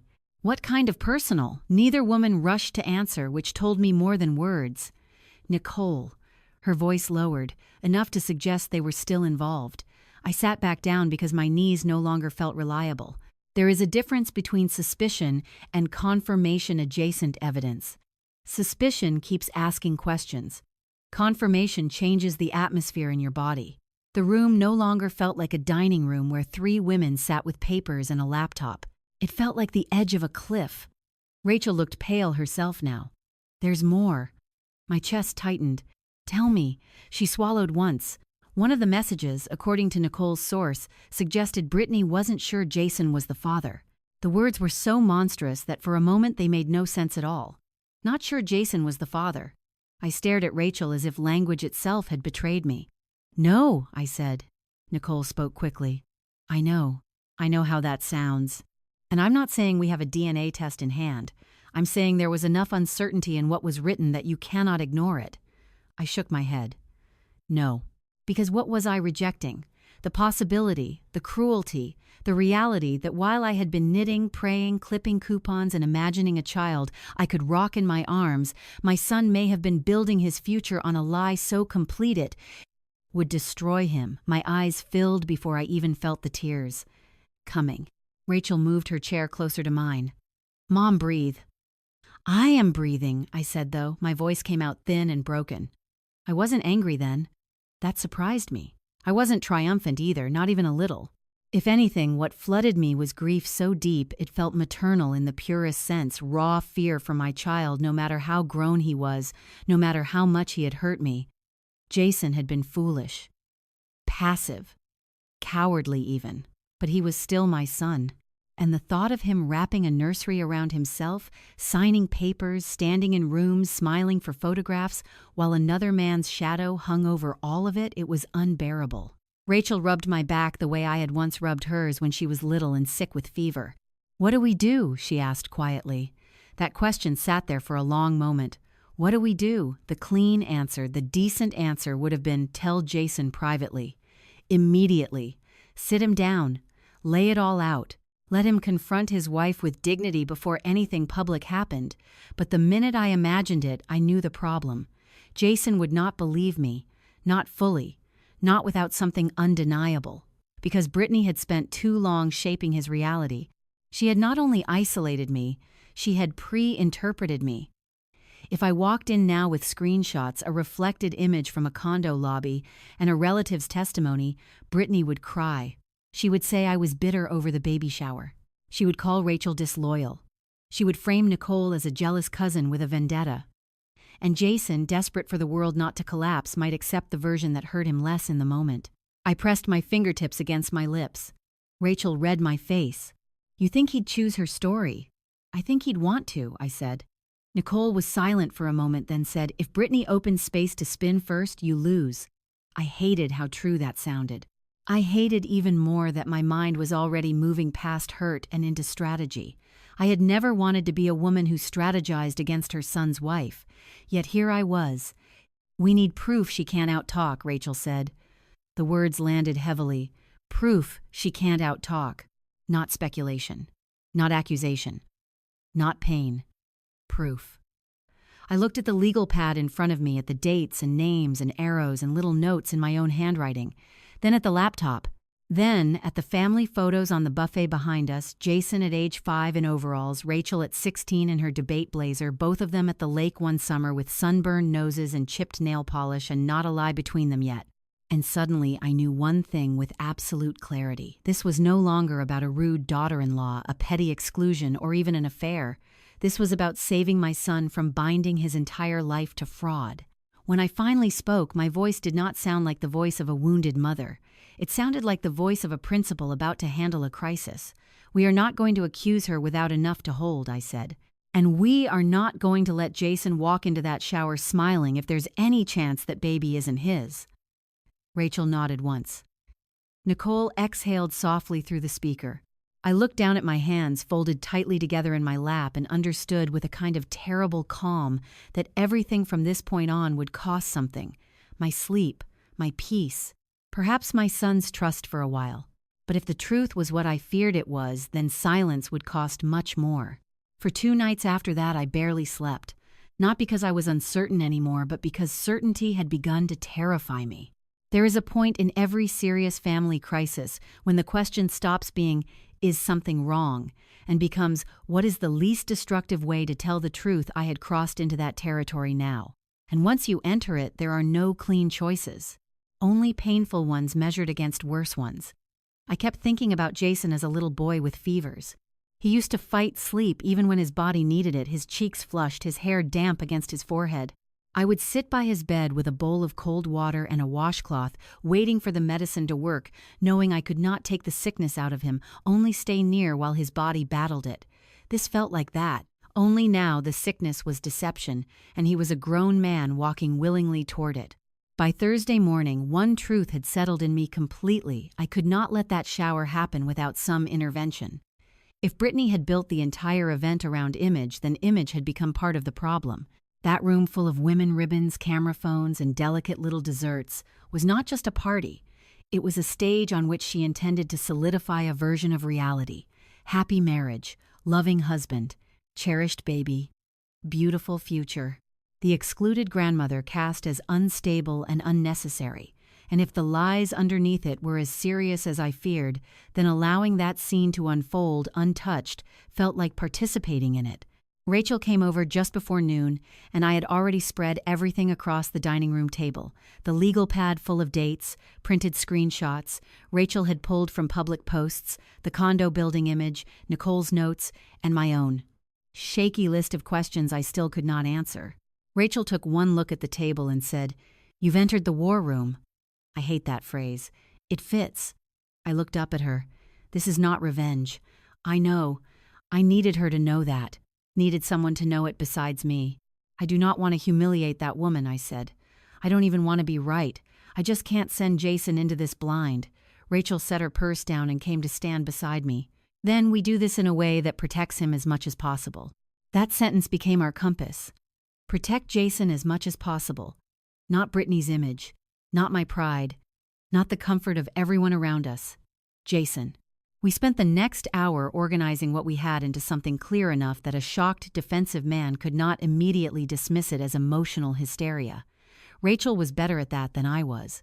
She had inherited my sense of order and her father's ability to strip situations down to structure. "Start with what is objective," she said, tapping the table. "Not how you feel, not what Nicole suspects. What is objective?" So we listed it. Brittany excluded me from the shower while continuing to request family heirlooms and support. Brittany appears in a recent image at a condo building with Brandon Ellis, whose physical familiarity suggests more than casual contact. Nicole independently identified Brandon by name without seeing our notes first. Brittany has given inconsistent accounts of her schedule and pregnancy-related details. Nicole described a long pattern of compartmentalized relationships and narrative control. There is a condo address and storage-related secrecy Jason appears not to know about. A trusted source told Nicole that Brittany expressed uncertainty about paternity. I stared at the final line for a long time. "That one changes everything," I said quietly. Rachel nodded. "Which is why it has to be handled carefully. It can't sound like gossip." Nothing about any of this felt careful, and yet careful was all we had. Around 2 o'clock, Nicole called in again. This time, her voice sounded tighter, like she too understood we were approaching a line that would alter all our lives. "I've thought about this all morning," she said, "and I want to be very clear. If you confront Brittany privately before the shower, she will deny, cry, spin, and get to Jason first. If you confront Jason privately without enough to anchor him, he may warn her in panic. Either way, she controls the first narrative. I closed my eyes. So what are you suggesting? A contained reveal, Nicole said. Not public spectacle. Just something that reaches Jason before Brittany can manage him. Rachel and I exchanged a look. A contained reveal. It sounded cleaner than it was. Still, my mind had already been circling the same idea in another form. Brittany had weaponized public image. She had chosen a room full of witnesses to present herself as the center of a perfect family story while removing the one person who might disturb the illusion simply by existing. If truth arrived there quietly without me present, without shouting or accusation, it would do one thing above all else. It would prevent Brittany from sealing the moment before reality caught up. I'll send a gift, I heard myself say. Both Rachel and Nicole went silent. I looked down at the cream-colored table runner beneath my notes, at a tiny stain from an old Thanksgiving gravy spill I had never fully lifted, and I said it again more steadily this time. I'll send a gift. Rachel understood first. I saw it in her face. Mom, it has to look ordinary, I said. Something she'll open, something she won't refuse, something that gives Jason access to the truth before she can take it away. Nicole exhaled softly. That might actually work. It was Rachel, not Nicole, who asked the moral question. Can you live with doing it that way? I looked at my daughter for a long moment. No, I said honestly, but I can live with it better than I can live with doing nothing. That afternoon, I went upstairs and took down the cedar chest from the guest room closet shelf. Inside were old sewing supplies, pieces of lace I'd kept for no reason, a baby sweater my mother had knit decades ago, and several soft skeins of cream yarn I'd been saving. My hands trembled as I picked them up. If I was going to send a gift, the top of that box needed to come from the truth of who I was, not from anger. So I began knitting. A baby blanket. Cream with a pale blue border, simple and soft and elegant enough for any nursery. The kind of blanket a child might someday drag across a carpet or fall asleep under during a car ride. I knitted late into the evening with an old lamp at my elbow and the television off. The repetitive movement steadied me. Over and over, stitch by stitch, I let my hands do what my heart could not. Love, fear, anger, grief, all of it passed through those needles. By the next afternoon, the blanket was finished. Rachel came over and helped me fold it into tissue paper. Then we moved on to the harder part, the envelope. I chose thick cream stationery because I could not bear for this to look cheap or theatrical. Everything about it had to say the same thing. This is not a tantrum. This is not gossip. This is truth delivered with the last dignity available. Inside the envelope, I placed copies only, never originals. First, the condo building image enlarged just enough for Brittany's face and Brandon's hand to be unmistakable. Second, a one-page timeline Rachel helped me draft, showing the overlapping inconsistencies dates. Brittany gave different people the relevant post timestamp and the condo reference. Third, Nicole's written statement, brief and factual, signed with her full name and phone number. No emotional embellishment. Only that she was willing to confirm her account directly if contacted. Fourth, a separate sheet with the condo address and storage facility location. And finally, on its own page, a short typed note. Jason, if you are reading this, please do not ignore what is in front of you because it hurts. Verify everything yourself. Protect your finances. Do not sign anything else until you understand the full truth. And before this child is born, insist on a paternity test. Mom, I stared at that last line for so long my vision blurred. Rachel touched my arm. It says exactly what it needs to say. I feel sick. That means you still have a conscience. I gave a small broken laugh at that. Then came the handwritten note for the top of the box. That one mattered just as much, maybe more. Because if Brittany opened my gift in front of those women, I wanted the first thing anyone heard from me to be gentle enough that no one could mistake my intent. I wrote it in my best cursive on a small ivory card for the baby. Every child deserves to come into a world of safety, honesty, and love. I may not be in the room today, but I am still praying that this little one will be surrounded by truth from the very beginning. Annie, I read it aloud after I finished, and Rachel's eyes filled immediately. That's going to gut Jason, she said softly. It already guts me. We sealed the envelope and placed it beneath the folded blanket along with the condo documents inside a second manila sleeve so the papers would not spill out too early. Then I added a small pair of baby socks and a board book Goodnight Moon because some foolish, aching part of me still could not bear to send only exposure into that room. There was an innocent child entangled in this mess, whatever its paternity turned out to be. By evening, the box sat on my dining room table wrapped in pale paper with a satin ribbon. From the outside, it looked like exactly what it should have been, a grandmother's thoughtful gift sent with grace despite exclusion. That illusion almost broke me. Rachel arranged for delivery through a private courier service that handled event drop-offs. She would attend the shower quietly as a guest. Brittany had invited her, of course, because Brittany was too smart to alienate every member of Jason's family at once. Rachel would not create a scene.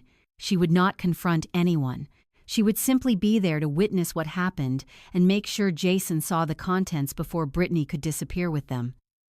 That night after Rachel left, I sat alone at the table with the wrapped gift in front of me. I thought about calling Jason one last time and begging him to meet me privately. I even picked up my phone. But what would I say? Your wife may be lying to you about everything, including the child, and I'm telling you on the basis of a reflected photo, a relative's statement, and a set of patterns your heart is not ready to see. He would shut down. He would warn Brittany. She would get ahead of it. And then whatever chance truth had of reaching him cleanly would be gone. So I put the phone back down. Outside the street was quiet. A dog barked somewhere down the block. The refrigerator hummed behind me. Ordinary sounds. Ordinary evening. Nothing about the world suggested that by this time tomorrow my son's life might begin to split in half. I reached out and rested my hand on the top of the gift box.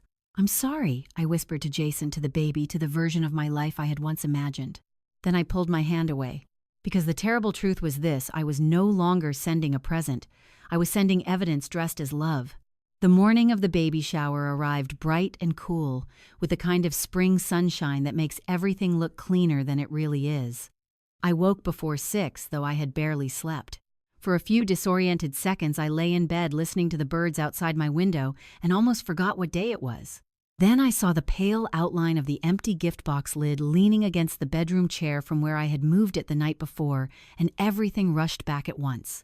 The shower, the package, Rachel, Jason, truth wrapped in satin ribbon. I got up slowly and made coffee. I could not drink. My house felt too quiet, every room holding its breath with me. I moved through my usual Saturday motions out of habit rather than intention, made the bed, opened the blinds, fed the birds on the back patio. At 9:30, Rachel texted, "On my way. Courier already confirmed drop-off window." I stared at the message and typed back, "Don't do anything dramatic. Just observe." Her reply came almost instantly. "I know. I'll keep my head down." That was Rachel. Practical even inside disaster. The shower was being held in a rented event room at Willow Creek, a place people in Columbus used for bridal lunches, retirement parties, and tasteful little milestone gatherings where nobody wanted to seem too flashy, but everyone still wanted excellent floral arrangements. I had been there once, years ago, for a school fundraiser. I remembered cream walls, mirrored accents, and the kind of lighting meant to flatter women in photographs. I hated that I could picture it so clearly. At 10:15, Rachel sent the first update. "I'm here. Pastel overload. Balloon arch at entrance. Maybe 30 guests already. Brittany looks like she's campaigning for sainthood." Despite everything, a sad little smile pulled at my mouth. I could see it without seeing it. Brittany in some soft, carefully chosen dress. One hand cradling her stomach. Face luminous. Voice warm and grateful. Moving through the room like a woman performing happiness rather than living it. I set my phone down and tried to read, failed, picked it back up, set it down again. Waiting is its own form of punishment. When there is nothing left to do but wait for consequences to collide, time becomes thick and ugly. At 11 o'clock, Rachel sent another message. "Gift table full. Yours is there." She noticed it when it came in. Smiled like she'd won something. That one made me close my eyes. Of course she smiled. She thought she had extracted what she wanted from me after all public proof that I would remain gracious no matter how deeply she cut. A beautiful grandmother's gift sent from the sidelines. Something she could display, maybe even thank me for aloud while still keeping me outside the door. For one dangerous moment, I imagined her lifting my card, tilting her head with practiced softness, and saying to the room, "Annie couldn't make it, but she sent this sweet gift." The narrative would hold. The guests would murmur approval. Someone might even call me classy for staying away quietly. That was exactly why the envelope had to be in the box. By 11:30, I had managed to wash 3 already clean mugs, wipe down my kitchen counters twice, and fold the same dish towel so many times it looked ironed. Then my phone rang. Rachel. I answered too quickly. What happened? Nothing, yet she said, but her voice was hushed with tension. She's doing games now. Guess the baby food flavors. That sort of thing. I sank into a chair at the kitchen table. How is Jason smiling? Rachel said, and there was something pained in the way she said it. Trying. He looks tired, Mom. That image lodged in me like a splinter. My son in a room full of women and pastel decorations trying to smile inside a life already beginning to rot beneath him. Has he said anything about me? I asked before I could stop myself. Rachel was quiet for a beat. Only once. Somebody asked if you were coming, and Brittany laughed softly and said, "You preferred to keep things low stress right now." Jason just stared at the floor. I let out a breath that shook. There it was again. Not just exclusion. Revision. Even absent, I was still being managed. Rachel's voice sharpened slightly. Mom, when this starts, it's going to start fast. I looked at the clock over the stove. 1, 1, 3, 4. Stay calm, I said, though I was saying it as much to myself as to her. I know. When we hung up, I went into the living room and sat on the sofa with my hands locked together so tightly my knuckles ached. I did not pray in any elegant way. There were no poetic words. I just sat there whispering, "Please let the truth reach him. Please let the truth reach him. Please let the truth reach him." At 1206, Rachel texted gift opening started. "Yours is near the back." My heart began pounding so violently I could hear it in my ears. A minute later, she's making a whole show of each one, smiling, joking, reading cards aloud. Then Jason standing beside her, hand on chair. He looks uncomfortable. I stood up because sitting had become impossible. I walked to the front window, then to the hallway, then back to the kitchen, my phone clutched so tightly in one hand it left a dent in my palm. At 1214, another text came through. She just opened one from her boss. Crystal baby frame. Big reaction. Then nothing for nearly 3 minutes. Those 3 minutes felt longer than some years of my life. Finally, the phone lit up again. "She has yours." I stopped moving. I stared at the screen and felt the whole house seem to tilt around me. Then another message. "She smiled when she saw your name," showing the box to the room. Of course she did. I could almost hear the voice she would be using, soft, a little touched, maybe even amused in that gracious, beyond her circumstances way she did so well. I imagined her saying my name like a ribbon tied over a wound. The phone rang again before I could picture anything else. Rachel. This time when I answered, all I heard at first was room noise. Women laughing, tissue paper rustling, glassware clinking. Then Rachel whispered, "I'm stepping into the hallway. Hold on." There was a shuffle, a door, sudden quiet. "What's happening?" I asked. Rachel exhaled sharply. She read your card out loud. I pressed a hand to my chest. "How exactly the way you wrote it." She did this little sad smile after, like she was the bigger person for accepting it. My mouth went dry. And then, the blanket came out first. I closed my eyes. In my mind, I saw Brittany lifting the cream blanket, touching the knitted edge, smiling for the room. Women around her cooing. Someone saying how lovely it was. Someone else murmuring that handmade gifts meant the most. Rachel kept talking, voice tight now. She held it up. Everyone reacted. Jason looked, I don't know, emotional maybe. Like it hit him that you made it. That hurt so much I had to grip the countertop. Because of course it would hit him. For 1 second, maybe he would feel only the love, the hours in those stitches, the grandmother he had let himself be separated from, the simplicity of what should have been. Then Rachel said, the envelope slipped out. I stopped breathing. What? It was tucked beneath the blanket, and when she lifted the folds, the second sleeve slid sideways. Not all the way onto the floor, but enough that Jason saw it first. I pressed my fingers to my lips so hard it hurt. What did she do? At first she froze. Rachel's voice dropped lower, turning from report into witness. Mom, it was instant. Her whole face changed. It wasn't confusion. It was recognition. Like she knew before touching it that something was wrong. I could see it. That fractional collapse of control no audience is meant to witness. She reached for it, I asked. Yes. Too quickly. That's what made Jason notice. Rachel swallowed audibly. He took it from her before she could tuck it back under the tissue. The room around me disappeared. All I could see was my son holding that envelope while Brittany tried for perhaps the first time in a very long time and failed to manage the next second. What then? Rachel let out a breath. Nobody understood what was happening yet. They just knew the mood changed. Like somebody had cut the music in the middle of a sentence. I leaned against the counter, unable to trust my legs. Did he open it? Yes. The word came like a crack. Rachel went on softly. He looked at the first page and went pale. Not angry pale, shock pale. Tears sprang to my eyes so suddenly I could barely see. In my mind, I watched him reading the condo image, Brandon's hand, Brittany's face, the undeniable shape of familiarity. Then the timeline, the note, my words telling him not to ignore what hurt. What did Brittany say? I whispered. At first, Rachel said, nothing. She kept smiling for one weird second too long, like her face hadn't gotten the message yet.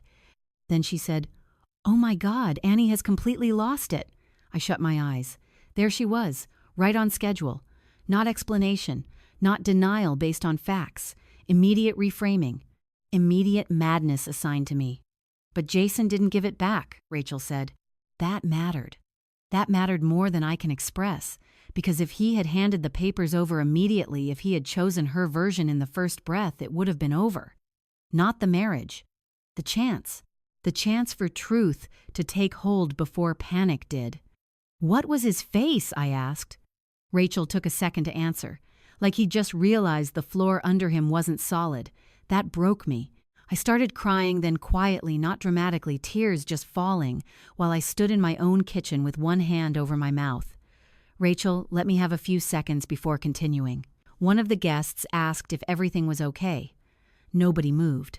Brittany tried to laugh and said there must have been some misunderstanding. Then Jason turned one more page and Mom. Her voice cracked for the first time. Mom, the whole room went silent. I could hear it even through the phone, that silence of people who sense they have just stepped into something private and catastrophic and no longer know where to place their eyes. What did he see? I asked. The paternity note, Rachel said. Not just the sentence. Your whole note. Protect your finances. Verify everything. Don't sign anything else. I slid down into the chair behind me because my knees finally gave out. Somewhere in that pastel room, among sugar cookies and floral centerpieces and women who came expecting games and pictures, my son's life had begun to split open. Rachel's next words came in a rush. Brittany reached for the papers again. He stepped back. She started saying your name over and over, like if she made you the villain fast enough, nobody would look at the pages. But they were already looking. My hand shook so badly I almost dropped the phone. Then what? Rachel took a breath. He looked at Brittany, she said. Not like a husband, like a man who had never seen the person in front of him clearly until that exact moment. Outside my kitchen window, the afternoon sun lay bright across the yard as if nothing on earth had changed. But everything had. Because the gift had been opened, and whatever happened next, the lie was no longer sealed inside that room. I stayed on the phone with Rachel for as long as she could safely keep talking, but after that first shock inside the room, everything began moving too fast for anyone to narrate cleanly. I have to go back in, she whispered. If I stay out here too long, it'll be obvious. Rachel, I know. I'll text. Then the line went dead and I was left alone in my kitchen with silence so loud it felt physical. For the next 7 minutes, I heard nothing. I know it was 7 because I stared at the microwave clock without blinking, willing each minute to pass faster and dreading the next message all at once. My coffee sat untouched beside the sink gone cold hours ago. The house, which had felt too still all morning, now seemed charged as if the walls themselves understood that somewhere across town, truth was tearing through a room full of pastel decorations and polite smiles. At 1223, my phone buzzed. He's still reading. She keeps saying you made it up. A second message followed almost immediately. Guests pretending not to stare, but everyone is staring. Then, one woman asked Brittany who Brandon is. I let out a breath so shaky it almost turned into a sob. Of course, someone asked. That was the thing Brittany had probably not accounted for. A lie can survive in private, in curated circles, in controlled conversations. But once enough people witness the same crack at the same time, someone always says the forbidden name out loud. Brandon. A real man. A a real variable, no longer just an invisible compartment in Brittany's life. I clutched the edge of the table and stared at Rachel's messages until the letters blurred. I wanted to call her back, but I knew better. She needed both hands free and her instincts sharper than mine from a distance. So I waited again. 3 minutes later, she texted, "Brittany tried to take the papers and Jason pulled back. Hard." Another message. "She's crying now. Fast switch." That one told me everything. Because crying by itself proves nothing. A guilty woman can cry. An innocent woman can cry. But Rachel's phrase, "fast switch," that was different. It meant Brittany had changed tactics mid-scene. Outrage had not worked quickly enough, so she had gone for vulnerability. Tears. Confusion. Injury. Whatever she needed to create emotional smoke before Jason could look too carefully at what was in his hands. I whispered to the empty room, "Don't let her move him. Don't let her move him." At 1229, the phone rang again. "Rachel." I answered so fast I nearly dropped it. She sounded breathless, like she had moved quickly and was trying not to let panic into her voice. "I'm in the restroom. I've got maybe 1 minute." "What's happening, chaos?" she said. Not screaming chaos. Worse. Controlled chaos. The kind where everyone is using their polite voices because they know something terrible is happening. I pressed my fingertips to my temple. "Tell me." Rachel took a breath. After the first page, Brittany kept saying this was one of your manipulations. She said you couldn't stand not being the center of things and that you'd invented some story because you were jealous of the attention. Jealous. That almost made me laugh, though nothing about the moment was funny. Jealous of what? Of a staged room, of a woman carrying a baby that may not even belong to my son. Manipulative people always reach for the motive that flatters them most. In Brittany's version, I could not simply be worried, wounded, or protective. No, I had to be jealous because that preserved her status as the prize. "What did Jason do?" I asked. He didn't answer her at first. He just kept reading. "Thank God." Rachel continued, her voice low and quick. "Then one of the women, I think her name's Tasha, maybe a friend from Brittany's office, said, 'Wait, Brandon Ellis.' My stomach dropped." "She knew him?" I asked. "Apparently by name, yes. Not personally, I don't think, but enough that it hit the room wrong. A chill went through me. Because that meant Brandon's name had existed in Brittany's orbit publicly enough for someone else to recognize it. Not proof of an affair by itself, but proof that this was not some random fabrication pulled from nowhere. Threads were beginning to connect in real time right there in front of witnesses. Rachel spoke faster. Brittany tried to laugh it off and said Brandon was an old family acquaintance.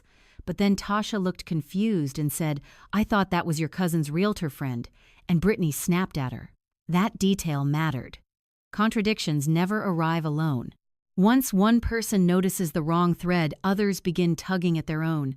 I sat down heavily at the kitchen table. "Did Jason say anything yet?" "Yes." Rachel's voice dropped. He asked her, "Who is Brandon?" Just like that. Quietly. I closed my eyes. That quiet question would have been far more frightening than shouting. I knew my son. When he got truly overwhelmed, he did not explode first. He narrowed. His voice got smaller, flatter, like a man holding the edges of himself together with both hands. And she said, "This is insane." Then she tried to turn it back to you. Rachel swallowed, but he asked again. I could almost hear it. "Who is Brandon?" Not who is Mom becoming. Not why would she do this. Not can we go talk privately. Who is Brandon? That question alone told me that at least some part of the truth had already reached him. What happened next? I whispered.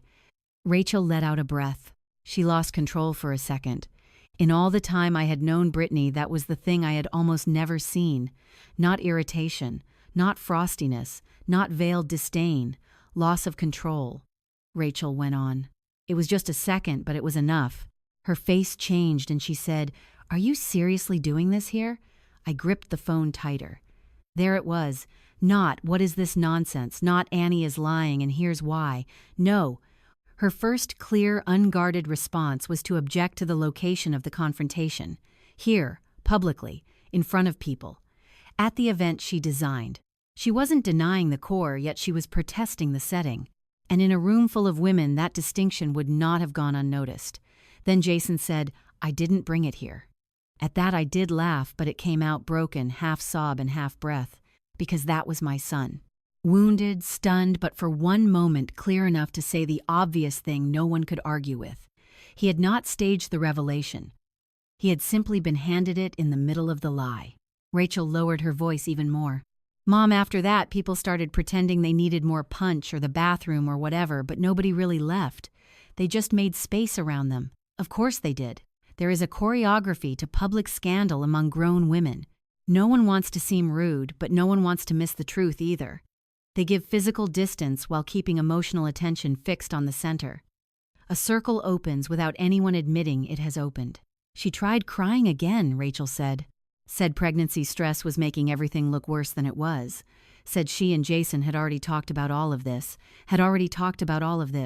Another gamble. Maybe, if she said it with enough confidence, Jason would be too stunned to contradict her immediately. Did he? No. Rachel's answer came sharp. He looked at her like he didn't even know what language she was speaking. I exhaled slowly, tears burning behind my eyes. Then he saw the photo clearly, she added. The condo image, yes. He looked at it for a long time. Really looked. Then he asked why you were at that building with Brandon 6 weeks ago. My whole body went cold. Because that question was precise, which meant he had moved beyond general hurt into analysis, into details, into checking facts against story. That was the part of my son Brittany had likely been working hardest to keep dormant, the intelligent, steady, methodical side that did not respond to charm once a structure began failing. What did she say? Rachel gave a short, stunned laugh without humor. This is the part that blew it open. I waited. She said it was for work. I frowned. Why would that blow it open? Because one of the women there, older woman, maybe one of Jason's co-workers' wives, I'm not sure, said, "But didn't you leave your job in January?" I stared at the wall across from Efferode. Me. Then I whispered, "Oh no." Rachel's voice softened. Yeah, another contradiction. Another witness. Another tiny crack widening in public. What did Brittany do? She panicked. That word settled into me with terrible finality. Not stumbled. Not objected, panicked. Rachel continued. She started talking too fast, saying the room was against her, saying she couldn't believe people were entertaining lies at her baby shower. She kept pressing one hand to her stomach like she might faint. A couple women moved toward her, but then Jason asked if the baby was his. The room around me vanished. I did not breathe. For one suspended second, I was nowhere, neither in my kitchen nor in my own body, but hanging inside that question with him. Is the baby mine? There are sentences that divide lives into before and after. That was one of them. I pressed my hand flat against my chest because my heart had begun slamming so violently it hurt. What did she say? My voice was barely sound. Rachel answered after half a beat. Nothing. At first, nothing. That silence was louder than any confession could have been. Because if the answer were simple, she would have said it. She would have shouted it. She would have clutched the room with both hands and declared him cruel for even asking. Instead, she had paused. And sometimes a pause is a verdict. Then she said, "How dare you," Rachel said. I shut my eyes. Of course. Moral outrage is deflection. Attack the question. Attack the timing. Attack the cruelty of asking. Anything but provide the answer. Did he believe her? I asked. Rachel was silent a moment. No, she said at last. I don't think he believed anything anymore. That was the line that made tears spill down my face again. Not because I wanted him to be shattered, because I knew exactly what that moment felt like, the instant when trust breaks so completely that even truth, if it finally appears, has to crawl through broken glass to reach you. Rachel spoke again more gently now. He told her they were leaving. Both of them. At first, yes. Then Brittany tried to grab the envelope again and he stepped back. That's when she yelled. I straightened. Yelled what your name. Over and over. Said you had ruined everything. Said you were sick.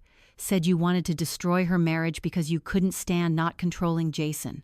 A bitter calm moved through me. There it was. The accusation at the heart of every manipulator's defense that the person exposing the lie is the real source of destruction. As if rot begins when someone opens the wall, not when the damage starts spreading inside it. Rachel's voice trembled slightly now, not with fear, but with anger. And then she said the stupidest thing she could have said. What? She said I was handling it. My grip on the phone went slack. For a moment, I genuinely thought I had misheard her. What Rachel repeated it slowly, like even she could not quite believe it.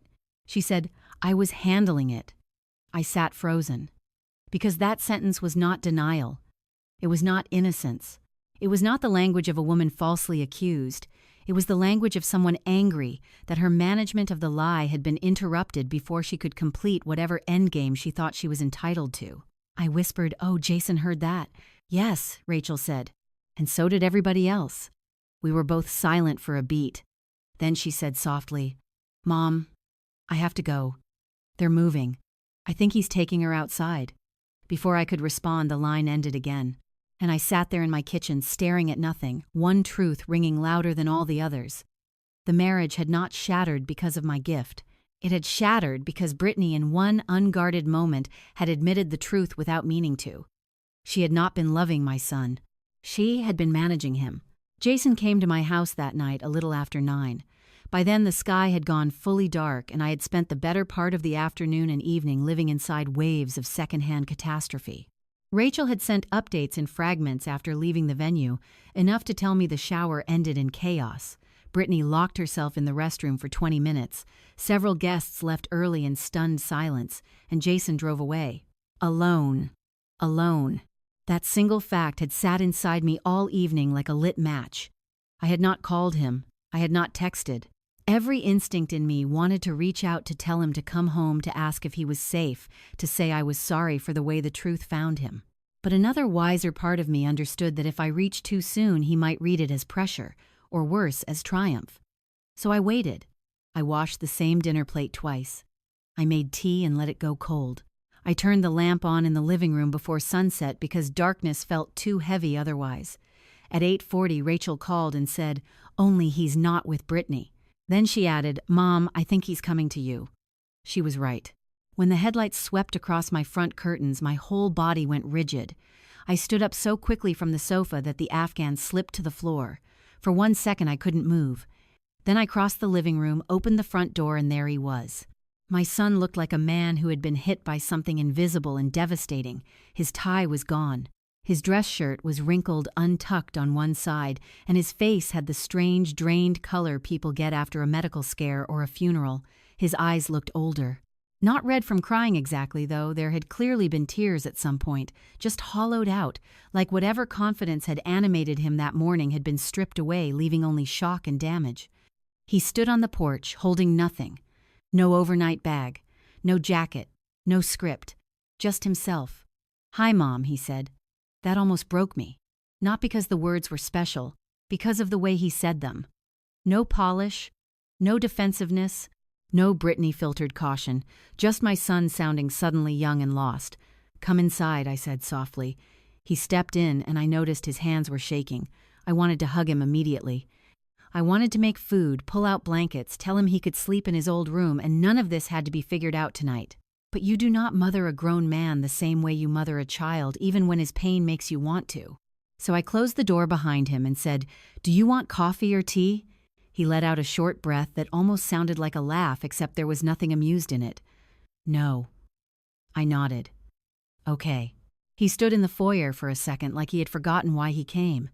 Then he moved past me into the living room and sat down on the edge of the sofa, elbows on his knees, staring at the floor. I sat in the armchair opposite him. The room was so quiet I could hear the clock in the hallway ticking. For nearly a full minute, neither of us spoke. Then he said, "You should have told me sooner." The words hit hard, though I had expected them. Not because they were unfair, because they were partly fair. I folded my hands in my lap and answered carefully. "I tried to reach you for months in the only ways you still allowed." He flinched. Not outwardly much. Just a subtle tightening around the eyes. But it was there. "That's not the same thing," he said. "No," I replied. "It isn't. I let that sit between us. I was too tired to play games with language. He had the right to his hurt. I had the right to the truth." He lifted his head, then finally looking at me directly. "Was all of that from you? The note, the timeline, the paternity thing?" "Yes." His jaw flexed. And Rachel knew, yes. He looked away again. I waited. "I don't even know what to say," he muttered. "That makes 2 of us." He scrubbed both hands over his face and sat back. "Do you know what that was like?" In that room, the answer was yes and no. I knew as much as Rachel had told me, and my imagination had filled in the rest, but I had not stood there wearing his body, his shock, his humiliation, his collapsing life, so I said the only honest thing. Not fully, he nodded once bitterly. It felt like the air disappeared. That image went straight through me. He kept talking, maybe because once some men start after long suppression, everything comes in one hard wave. She opened your card like you were some saint, he said. She was smiling. Everybody was smiling. Then the envelope came out and he stopped shaking his head. I don't know. It was like I looked at the papers and something in my brain refused to process it. I kept waiting for the next page to explain the first one. Tears pricked my eyes, but I held them back. He laughed once, harsh and empty. You know what's sick? My first thought wasn't even Mom did this to hurt her. My first thought was Mom wouldn't do this unless she thought she had to. That undid me more than accusation would have. I blinked hard and said nothing. He leaned forward again, elbows on his knees, voice low, and then I started seeing things. Not new things, old things. Stuff I'd already seen but explained away. He looked up at me and I saw shame there now. Deep, raw shame. The lies, the weird schedule changes, the times she got mad if I asked too many questions, the financial stuff. That last phrase caught my attention immediately. What financial stuff? He stared at the rug for a second before answering. She's been pushing me for months to consolidate everything. A cold knot formed in my stomach. How much is everything? He exhaled through his nose. The house refinance, joint credit line, merging more accounts, reworking beneficiaries on some policies. She said it was smarter before the baby came. Easier. Cleaner. Each word felt filthier than the last. Did you do it? Some of it? I tried not to let my face show too much, but I must have failed because he gave a hollow little laugh. Yeah, he said. That look, I've earned it. No, I said quietly. You've been manipulated. That's not the same thing. He looked at me sharply then, and for 1 second I thought he might snap back in defense of her even now. Old habits die hard. But instead his face crumpled, not dramatically, not like a child, just a brief collapse in the structure of a man trying to remain upright. I don't know what's real anymore, he said. There it was. The true wound. Not merely that Brittany may have cheated, not merely that the baby might not be his, but that the mental architecture he had been living inside had cracked all at once. When trust collapses, suddenly reality itself becomes suspect. Every memory has to be reweighed, every reassurance turned over. Every busy week, every canceled dinner, every unexplained mood shift becomes evidence retroactively. Then start with what you can verify, I said. He looked at me exhausted. That sounds like something you'd say to a parent whose kid got caught plagiarizing. Despite everything, a small, sad smile touched my mouth. It worked then, too. He huffed out something like a laugh and shook his head. That tiny break in the pressure let me see him more clearly. He was not only devastated, he was humiliated. Men do not often talk about humiliation directly, but it lives in the body all the same. In the tight jaw, the averted eyes, the way he kept flexing his hands as if he could squeeze the day out of them. I should have seen it, he said after a while. I did not rush to comfort him. False comfort can become another form of avoidance. Maybe, I said. But seeing clearly is hard when someone keeps moving the mirrors. That made him still. We sat in silence for a moment. Then he asked without looking at me, "When did you start suspecting?" I told him. Not every detail, not all at once. But enough. The gradual distance after the wedding, the inconsistencies during the pregnancy, finding out about the shower from Denise at church, the way his words on the phone had sounded rehearsed. Nicole reaching out, the condo image, the notes Rachel and I compared, the pattern. He listened without interrupting, which frightened me a little because Jason was not usually quiet this long unless he was truly shattered. When I finished, he said, "Why didn't you come to me the minute Nicole contacted you?" I held his gaze then. "Because every path to you went through, Brittany," I said. "And because by the time I understood this might be more than cruelty, you had already learned to hear me through her version of me." His eyes dropped. I went on softly but without apology. "Every time I raised even a small concern over the last year, you made me feel like I was creating tension. So when the stakes became this high, I knew if I came to you with anything less than enough to shake you awake, she would get to you first." He swallowed hard. And then in a voice so quiet I almost didn't catch it, he said, "I let that happen. I did not answer immediately because this was not the moment for easy absolution.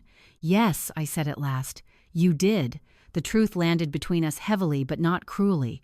I watched him absorb it. That may have been the hardest part of the night, not the affair, not even the baby. The knowledge that betrayal had entered through his marriage, yes, but my exclusion had been permitted by his silence. My son had not just failed to protect himself. He had failed to protect the bridge back to his own family. Tears filled his eyes then, and this time he did not look away fast enough to hide them. "I'm sorry," he whispered. That was the first real apology. Not polished, not strategic, not late enough to be useful perhaps, but real. My own tears came then too. "I know." He bowed his head and sat there, breathing hard, trying not to fall apart in front of me. But grief is like weather. It does not ask permission from dignity. A few seconds later, his shoulders started shaking. I moved to the sofa beside him without thinking and put one hand between his shoulder blades the way I used to when he was little and sick. He leaned forward, elbows on his knees, and cried, not loudly, not theatrically, but with the low, helpless force of a man whose whole future had just been peeled open. I did not say "I told you so." I did not say "you should have listened." I did not say "this is what she wanted." I just stayed. After a while, when the worst of it had passed, he sat back and wiped his face. "There's more," he said hoarsely. My chest tightened again. "What?" He stared ahead. "I checked our shared account in the car before I came here. There were transfers I don't recognize, small ones spread out, not enough to set off alarms right away, but regular. I felt the room go colder. To Brandon, I don't know yet." He looked at me then, and there was something terrible in his eyes, not only pain but dawning comprehension. "The shower wasn't the beginning, Mom," he said. "It might have been the last step before she locked everything down."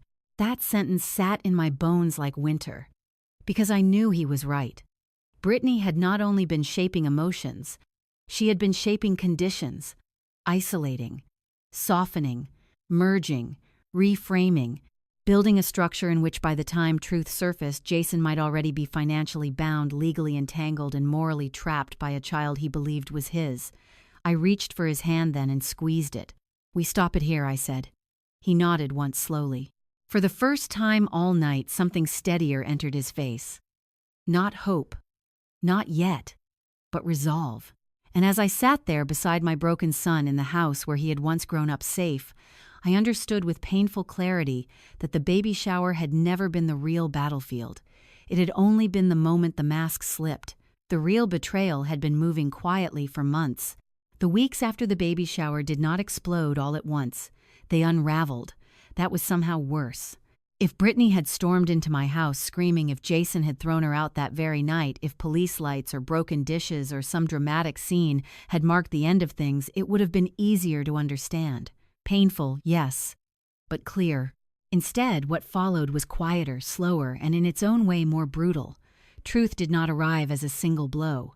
It arrived in layers, each one stripping away another illusion Jason had been standing on. He slept in my guest room that first night and most nights for the next 2 weeks. The first morning after I woke before him and stood in my kitchen making coffee, listening to the unfamiliar sound of another adult in the house before dawn. For one aching second, it felt like he was 22 again back home after a breakup or a bad month at work. But then the reality settled over me. He was not a young man regrouping. He was a husband whose marriage may have been built on fraud. A would-be father standing in the shadow of a child that might not be his, a grown son shattered enough to come back to his mother's house with empty hands. When he came into the kitchen that morning, his eyes were swollen from too little sleep and too much thinking. "Morning," I said gently. He nodded. "Morning." I poured him coffee without asking. He took it, sat at the table, and stared into the mug as if answers might rise from the steam. "Did she call?" I asked. He gave a humorless little laugh. 31 times.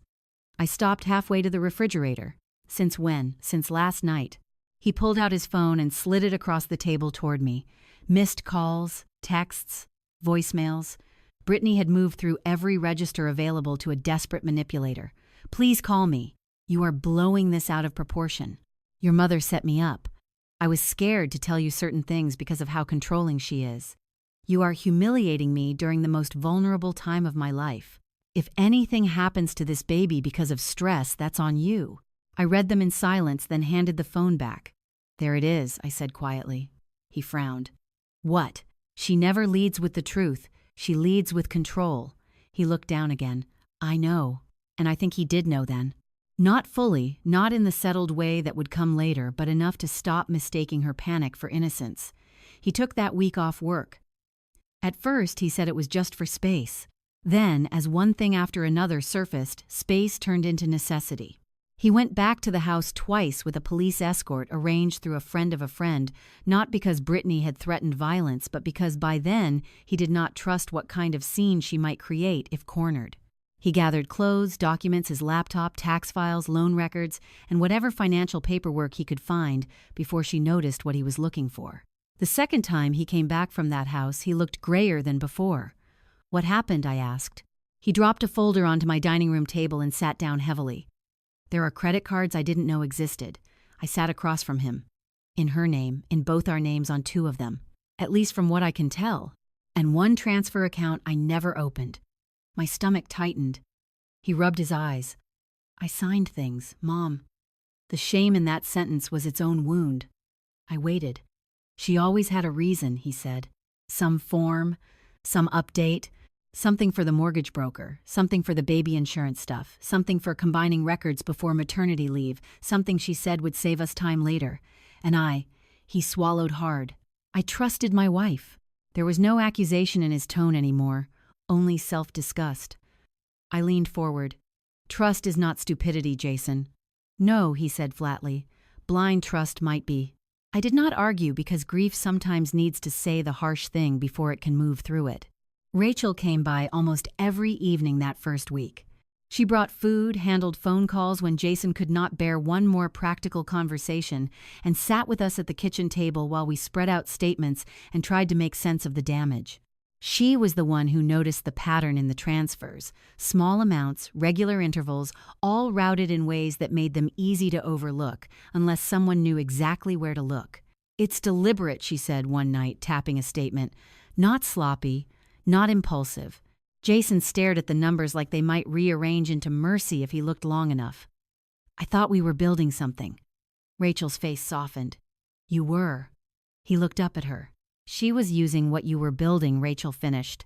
That distinction mattered, though I knew it did not help much. Nicole kept in touch too carefully. Never intrusive, never dramatic. She connected Jason with a lawyer she trusted and helped verify that Brandon Ellis was very much real, very much current, and very much not some harmless misunderstanding from Brittany's past. It turned out Brandon had been linked to that condo through a sublease arrangement under another person's name. Nothing clean enough to hand someone in a single neat packet, but enough that once Jason started pulling, the fabric came apart quickly. The worst part was that the lies went back farther than any of us had guessed. Not just through the pregnancy. Before it, there had been hidden debt Brittany minimized as student obligations. Online purchases routed through secondary accounts. Insurance changes she had framed as paperwork cleanup. At least one phone line Jason had never known existed. And always underneath it all the same pattern, partial truths, strategic vagueness, emotional redirection, and just enough urgency to keep him from slowing down and asking hard questions. Watching him discover each layer was like watching someone dig through the ruins of his own house with his bare hands. Some nights he got angry. Not loud angry, focused angry. He would stand at the kitchen counter with his sleeves rolled up, flipping through statements, and his whole body would go rigid in that dangerous, contained way that men get when fury is being held together by willpower alone. Other nights he collapsed inward. Those nights were harder. That second week he came downstairs just after midnight while I was reading in the living room because sleep had started avoiding me too. He stood in the doorway for a moment before saying, "You awake, I set my book aside. I am now." He came in and sat on the end of the sofa, elbows on his knees. "I found messages," he said. I felt every muscle in my body still. Between Brittany and Brandon, he nodded. He did not hand me the phone, and I did not ask to see it. Some things a mother does not need to read in order to know their impact. The damage was already written on his face. "What kind of messages?" I asked gently. He let out a slow breath through his nose. "Enough." That one word carried shame, nausea, and finality all at once. After a long silence, he added, "She talked about me like I was useful." My throat tightened. Not lovable. Not solid. not her husband. Useful. That was the ugliest word yet, because it confirmed what I had feared from the moment she asked for the silver rattle without wanting me in the room. Brittany did not relate to people by bond. She related to them by function. What they could provide. What role they could play in her version of the story. Jason stared at the carpet. She wrote that I was safe, that I was stable, that I'd do the right thing because I care too much what people think. I shut my eyes for a second. He laughed once then, but there was no humor in it. She wasn't even entirely wrong. No, I said quietly. She just used your good qualities as tools against you. That night he cried again, though not the way he had cried on the sofa after the shower. This time it was quieter, more depleted. The kind of grief that comes when anger burns through and leaves only loss behind. Then came the paternity test. There was no dramatic conversation before it. No mutual decision made through adult discussion and dignity. By then, Brittany had swung wildly between apology, accusation, self-pity, and outright hostility. One morning, she texted Jason 20 messages about wanting to fix things for the baby. That same night, she left a voicemail calling me an old vulture who could not stand to see younger women happy. The next afternoon, she emailed him a 5-page letter blaming pregnancy hormones, loneliness, and his supposed emotional distance for poor choices, while still never answering the central question cleanly. So Jason requested the test through legal channels, and then we waited. That waiting period was almost unbearable. Brittany's silence grew stranger, then less frantic and more calculated, as though she had finally realized certain emotional tactics no longer worked and was shifting toward self-protection. Jason spoke to her only through his lawyer. He filed for separation. He changed passwords, froze accounts, and gathered documents with a steadiness I had not seen in him in months. But underneath all that practical movement was one raw, living terror neither of us said aloud very often. What if the baby was his after all, not because that would repair anything? It would not. The affair alone had already ruined the marriage. The financial deception had scorched whatever trust remained. But if the baby was his, then the lie would never end cleanly. There would be custody. Years, ongoing contact. Brittany attached to our family forever through a child Jason would love. And if the baby was not his, no. I could barely think it fully. The results came on a Thursday afternoon. I remember because I was making a pot of soup and had just dropped in the carrots when Jason walked into the kitchen holding an envelope. Not email, not a call. A physical envelope from the attorney's office. He looked almost calm. That frightened me more than panic would have. "Do you want me here?" I asked. He nodded once. So I turned off the stove, dried my hands, and sat down at the kitchen table across from him. For a second, he just held the envelope without opening it.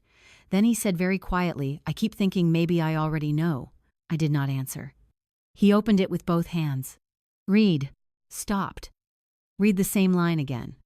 And then his face changed. I have seen that look only a handful of times in my life. Once when Walter's oncologist said there was nothing left to try. Once when a first grader in my school learned his mother had died in a car accident.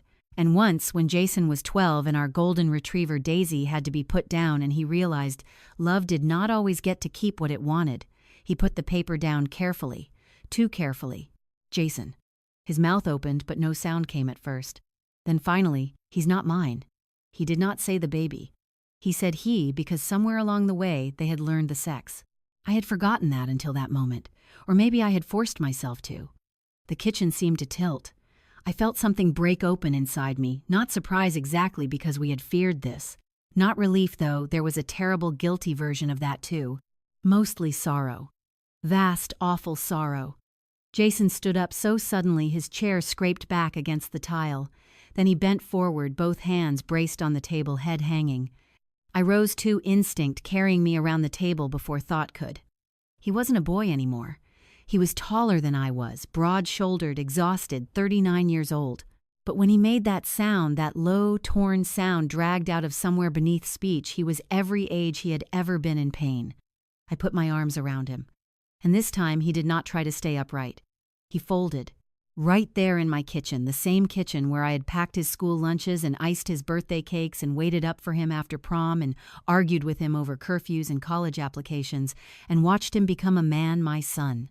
Broke open like he had when he was 12, and Daisy died except, This grief had humiliation braided through it, betrayal, public shame, and the horrifying knowledge that the fatherhood he had already begun arranging his heart around was never his to begin with. "I was going to raise him," he said, into my shoulder voice wrecked. I was already thinking of him. My own tears came hard then. "I know," I whispered. There was nothing else to say. No wisdom. No slogan. No maternal sentence strong enough to cancel that kind of pain. So I stood there and held him while the soup cooled on the stove and the late afternoon light slanted across the kitchen floor, and I understood with brutal clarity that there are wounds a mother cannot prevent, cannot fix, and cannot even soften much. All she can do is refuse to let her child face them alone. After the paternity results, something in Jason went quiet. Not numb. Not broken in the dramatic way people imagine after betrayal. Quieter than that. More deliberate, as if grief had burned off the last of his denial and left behind only the hard work of disentangling. He stopped asking emotional questions because the emotional answers no longer mattered.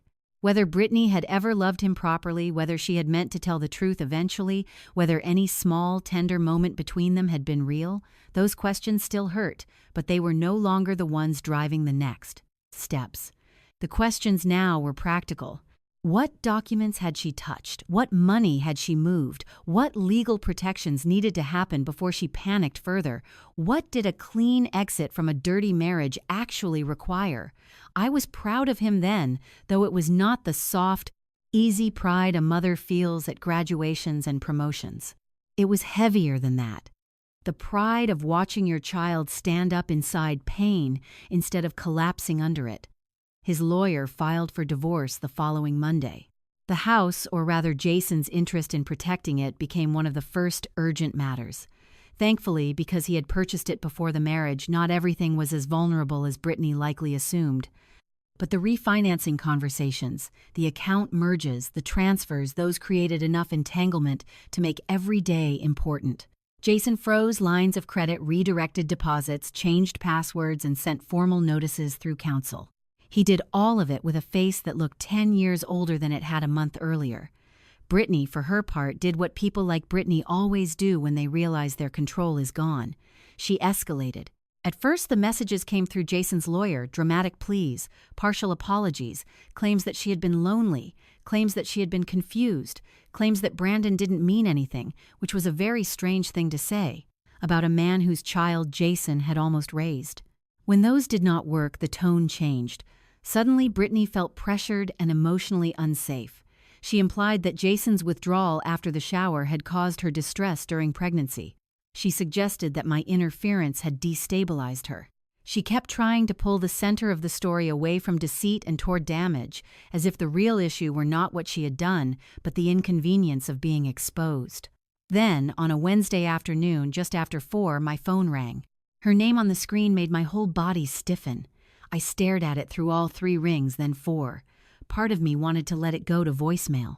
Part of me wanted to hear what voice she would choose this time: wounded wife, angry daughter-in-law, frightened expectant mother, persecuted victim. She had so many. On the 5th ring, I answered, "Hello." For a second, there was only breathing. Then Brittany said, "I hope you're happy." Her voice was low, not crying, not apologetic. Cold, controlled. That alone told me she had called me not from collapse but from strategy.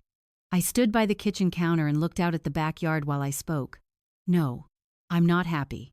She laughed once, short, brittle. "Please, don't do that. Do what pretend you did this for noble reasons." I felt a strange calm settle over me, because I finally understood there was no version of reality in which Brittany would ever interpret truth-telling as anything other than aggression. People who live by manipulation cannot afford to believe in moral intervention. It threatens too much. "I did what I did because my son was living inside lies," I said. She inhaled sharply. "Your son was living inside a marriage, a private marriage, and you inserted yourself into it because you couldn't stand being left out of one party." I almost admired the ugliness of that simplification. Reduce the betrayal to a social slight. Reduce the evidence to spite. Reduce the destruction to my feelings. It was efficient in its way. "This was never about the shower," I said. "No," she snapped, and for the first time the mask slipped. It was about control. I let silence sit there because sometimes the fastest way to reveal someone is to leave them room to keep talking. And Brittany did. "You never accepted that Jason had his own life," she said. "You never accepted that he chose me, that he was building something with me, that you weren't going to be the woman at the center anymore." I leaned one hip against the counter and closed my eyes for a second. How many times had she rehearsed this? How long had she needed to believe it? In Brittany's story, every boundary she imposed became healthy. Every lie became adaptation. Every manipulation became self-protection. And every objection became proof that someone else was possessive. "You're very committed to your script," I said quietly. "What script? The one where everybody who notices what you did is abusive for noticing." For the first time, she stopped for a beat. Then she said, "If you had stayed out of it, I could have handled it." There it was. The sentence hit me with such force that I actually straightened. "Handled it," I repeated. "Yes," she said, "too fast now. I could have managed the timing. I could have figured out what to say. I could have," she cut herself off. "But it was already there, hanging naked between us. Not, I could have told the truth. Not, I could have made this right. I could have managed the timing. I could have figured out what to say. In other words, I could have controlled the fallout. I could have kept him inside the lie longer. I could have staged the version of events that best protected me." I spoke very softly then because anger had become unnecessary. "You just said everything I needed to hear." Her voice sharpened. "Don't twist my words. I don't need to." She began talking over me, then faster and louder. "You think you're some righteous mother saving her son, but you destroyed a family. Do you understand that? You destroyed a family over a mistake. A mistake. Affair. Financial manipulation. Paternity deception. Isolation. Image management. A mistake." I looked at the old wooden cross hanging near my dining room doorway and felt a grief deeper than anger move through me. Brittany was not simply dishonest. She was morally rearranged. To her, the greatest wrong here was not betrayal. It was exposure. "You didn't have a family," I said. "You had a performance." That silenced her. So I continued. "Families are built on truth, Brittany. On trust. On the freedom to know where you stand with each other. What you built with Jason was a role for him to play." Her voice dropped again, venom replacing volume. "You old women always think suffering gives you wisdom." "No," I said. "Age doesn't give wisdom automatically, but it does teach pattern recognition." I heard her breathing on the line, shallow and angry. Then she said the thing that finally stripped away the last shred of pretense. "You have no idea what men leave women to deal with." I frowned. What does that mean? But she was already moving, almost speaking to herself now, letting bitterness outrun discipline. Brandon wasn't stable. Jason was. Brandon disappeared when it mattered. Jason didn't. Jason would have done the right thing. He cares what people think. He cares about family. He would have stepped up. The room seemed to go very still around me. There it was in plain language at last. Jason had not been her husband in the deepest sense. He had been her insurance policy, a safe man, a usable man, a decent man selected because his decency could be counted on under pressure. My voice when it came sounded unlike my own colder cleaner. "You used my son because he was honorable." She didn't deny it. Instead, she said, with breathtaking self-pity, "I did what I had to do." That sentence might have been the ugliest of all. Not because survival never forces hard choices. Life does that. Women do what they must all the time. But there is a line between surviving and recruiting innocent people into your dishonesty. Between being cornered and cornering others. Between pain and exploitation. "No," I said. "You did what was easiest for you and most expensive for everybody else." She started crying then, but the tears came too late and in the wrong shape. Angry tears, frustrated tears. Not grief. "Jason won't even speak to me directly now," she said, "because he finally understands you. He understands you got to him first." That almost made me laugh, because the absurdity of it was almost elegant. She believed not merely that I exposed the lie, but that all truth itself belonged to whoever managed to speak first, that facts were secondary. Timing was everything. Narrative was everything. That told me more about Brittany than the affair ever had. "No," I said. "You got to him first. For years." Silence. Heavy silence. Then in a voice gone flat, she asked, "Do you feel powerful now?" I thought about that for a moment before answering. Powerful, no. Tired, sad, clear, but not powerful. Because there is no power in watching your child lose his marriage, his illusions, and the future he thought he was building. There is only the grim responsibility of choosing truth when truth will wound. "No," I said at last. "I feel like I refuse to let you bury him." That landed. I know it landed because she stopped breathing for a second, then let out one hard, furious exhale. "I hate you," she said. There was a time in my life when those words from a younger woman would have rattled me. Not anymore. Not from someone who confused accountability with cruelty. "I know," I said. Then she hung up. I stood in my kitchen for a long moment with the phone still in my hand, listening to the empty line. When Jason came home from meeting his lawyer that evening, I told him about the call. Not every sentence, just the essential truth. Brittany blamed me, claimed she could have handled it. Admitted, in effect, that she had chosen him because he was dependable and would do the right thing. Jason listened without interrupting, leaning against the doorway between the kitchen and dining room. When I finished, he looked down at the floor and nodded once. "That sounds like her," he said quietly. The simplicity of that devastated me, not because it was dramatic, because it meant the fog had lifted enough now for him to hear her clearly, even in absence. He no longer needed to defend her voice. He recognized it. "She said, 'I got to you first,'" I added. He gave a bitter little half smile. "No. She did." That honesty, painful as it was, mattered. Healing always begins in the place where language stops protecting illusions. Over the next few days, he finalized more of the legal steps. Temporary protections. Communication through counsel only. No direct calls. No more opportunities for Brittany to improvise her way back into his emotions. He also began therapy at Rachel's insistence and, to my surprise, accepted it without resistance. "The lawyer can help me untangle the paperwork," he said one evening. "I need somebody else to help me understand why I didn't leave sooner." That was one of the wisest things I had ever heard my son say. Because betrayal does not only leave you with rage toward the liar, it leaves you with dangerous questions about yourself, about what you missed, what you tolerated, what hunger, fear, or loneliness made you easy to manage. Therapy would not erase his pain, but it might keep that pain from hardening into lifelong shame. And slowly, very slowly, I started hearing his own voice again, not the polished one, not the careful one, the one who noticed things, the one who could say, "That felt wrong," without apologizing for the feeling, the one who had existed before Brittany taught him to mistrust his own discomfort. By the end of that week, the divorce was no longer just a threat hanging over the marriage, it was a decision. And as Jason stood in my kitchen one evening, signing one more stack of legal papers with his jaw set and his shoulders steady, I understood something with absolute certainty. What Brittany kept calling my destruction of her marriage was not destruction at all. It was interruption.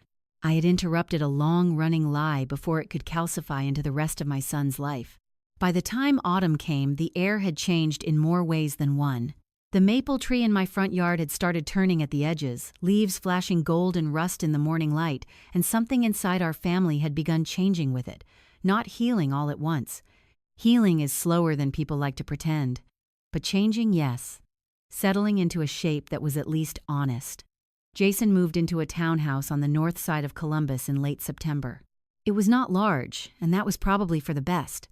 After months of living inside a marriage built on performance, he did not need grandeur.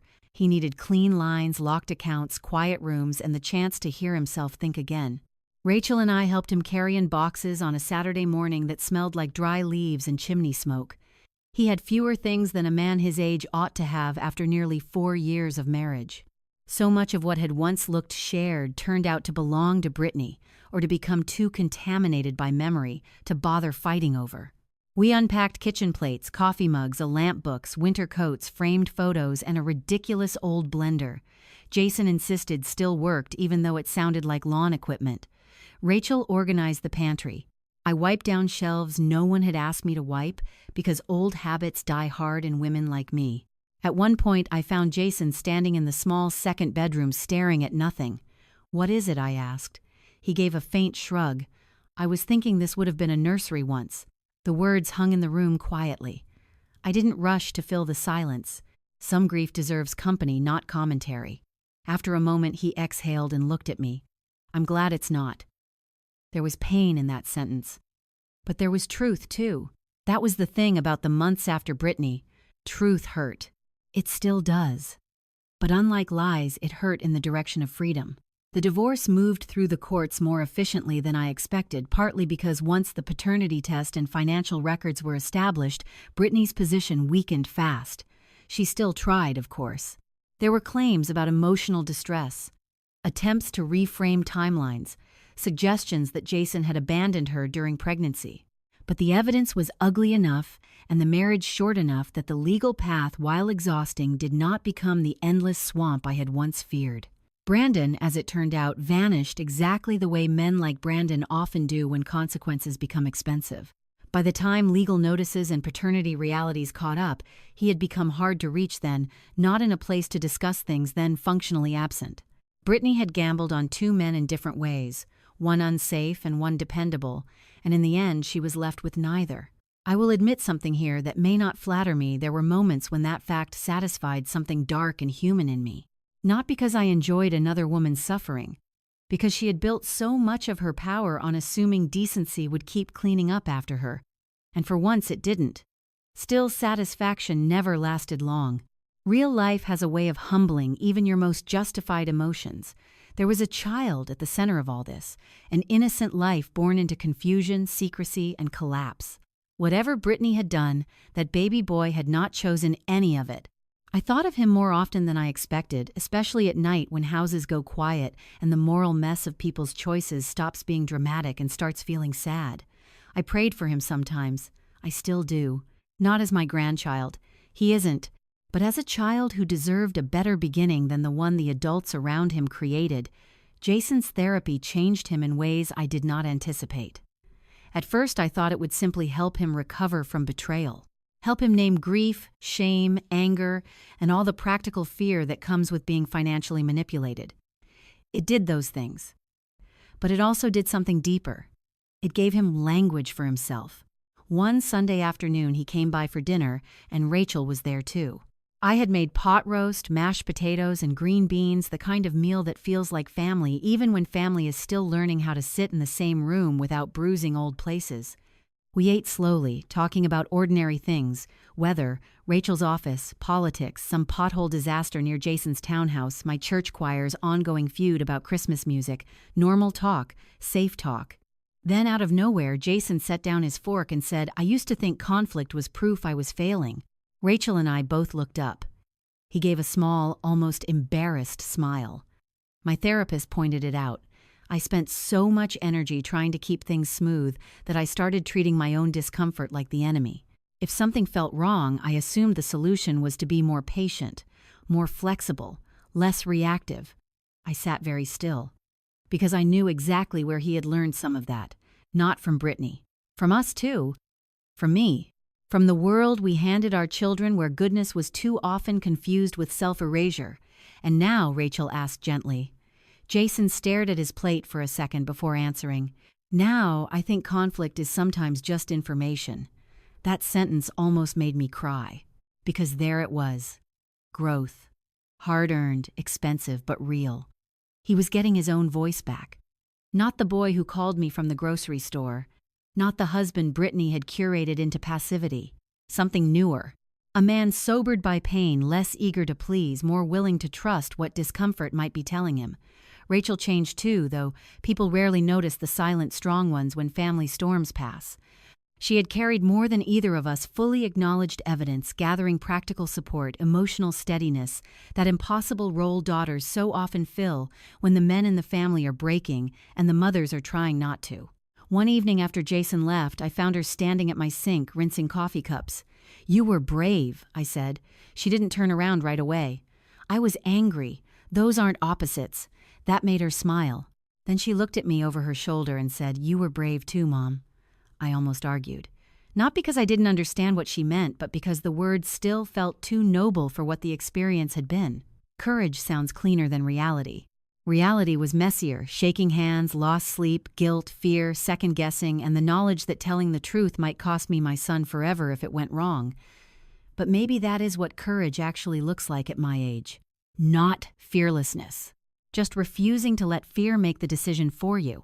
Months later, when the worst was over, women at church started circling back to me in the careful way church women do when they know something happened but are trying to respect privacy while still gathering enough information to understand. Whether casseroles or silence are required. Denise Porter, of course, eventually found her way back into my orbit during a Wednesday Bible study lunch. She touched my arm and said, "Annie, I just want you to know, I'm sorry for how everything unfolded. There are seasons of life when pride would have made me dodge that sentence. Not then." "Thank you," I said simply. She lowered her voice. "I had no idea. I know. And I did know." Most people never do have any idea what sits underneath the polished pictures, the parties, the phrases people use to describe a little family tension. We are all looking at each other's surfaces and guessing at the architecture underneath. That is why truth matters so much. Not because it prevents pain, because it prevents illusion from becoming a prison. The strangest part is this: when I look back now, that baby shower no longer feels like the worst day of my life. At the time, being banned from it felt like humiliation I might never recover from, a public erasure, a final proof that I had been pushed outside my own family story. But now I see it differently. It was the day the lie got too crowded to hold. The day Brittany's careful structure cracked under the weight of one ordinary-looking gift box. The day my son's life began falling apart, yes, but also the day it stopped being quietly stolen from him. And I think often about women my age. Women raised as I was to smooth edges, keep peace, stay gracious, swallow insult, avoid scenes, never make family matters worse. There is dignity in restraint. I still believe that. There is wisdom in not turning every wound into a public war. But there is also danger in mistaking silence for virtue when silence protects the wrong person. Love without truth is not peace. It is only quiet deception. That is the lesson I had to learn too late and all at once. My gift did ruin a marriage. People still say that, sometimes in softer language. They mean well. They mean the revelation destroyed what remained. They mean the box I sent became the turning point, the crack, the public moment no one could take back. But that isn't quite true. My gift did not destroy a good marriage. It exposed a rotten one. That marriage was already collapsing inside itself long before I tied satin ribbon around a box. The betrayal was there. The financial manipulation was there. The affair was there. The false paternity was there. The lie was already alive and feeding. All I did was refuse to let it stay hidden. And now, when Jason comes over on Sundays and opens my refrigerator like he used to, when Rachel laughs at something from the dining room table, when the house fills again with the ordinary sounds of honest family plates, footsteps teasing, weather talk, grief that no longer has to perform, I feel something I did not think I would after all of this. Not victory. Peace. Not the fake kind Brittany always staged. The real kind. The kind built only after the truth has done its worst and you find you can still live with what remains. What this experience taught me is something I wish more women, especially women of my generation, were told much earlier in life. Keeping the peace is not always the same as protecting the people you love. For so many years, we were taught to be patient, polite, and quiet. We were taught that endurance was noble, that swallowing pain made us strong, and that speaking up might make us the problem. But silence can become its own kind of betrayal when it allows deception to grow unchecked. Love without truth is not love at all. It is fear wearing a gentle face. I also learned that boundaries are not cruelty. Telling the truth is not revenge. And refusing to be manipulated does not make a woman bitter, it makes her awake. Sometimes the most loving thing you can do is the hardest thing, step between someone you love and the lie that is slowly destroying them. Not because you want control, not because you want to win, but because you know that a life built on dishonesty will always collapse, and the longer it stands, the more damage it does when it falls. Most of all, I learned that healing does not begin when justice is served. Healing begins when pretending ends, when the masks come off, when the excuses stop, when people are finally forced to stand in the truth of what they have done and what they have allowed. That truth may break your heart at first, but it also gives you something lies never can, a real foundation to rebuild on. So if you have ever been pushed aside, blamed for someone else's deception, or made to feel difficult simply because you noticed something was wrong, I hope you remember this. Your instincts matter, your dignity matters, and your voice still matters no matter your age. If this story touched your heart, please share your thoughts in the comments. I would truly love to know, do you think Annie did the right thing, or would you have handled it differently? And if you've ever lived through family betrayal, silence, or a painful truth that changed everything, feel free to share where you're watching from and what this story made you feel. And if stories like this speak to you, please subscribe to the channel and stay with us for more emotional journeys about family truth, heartbreak, and healing.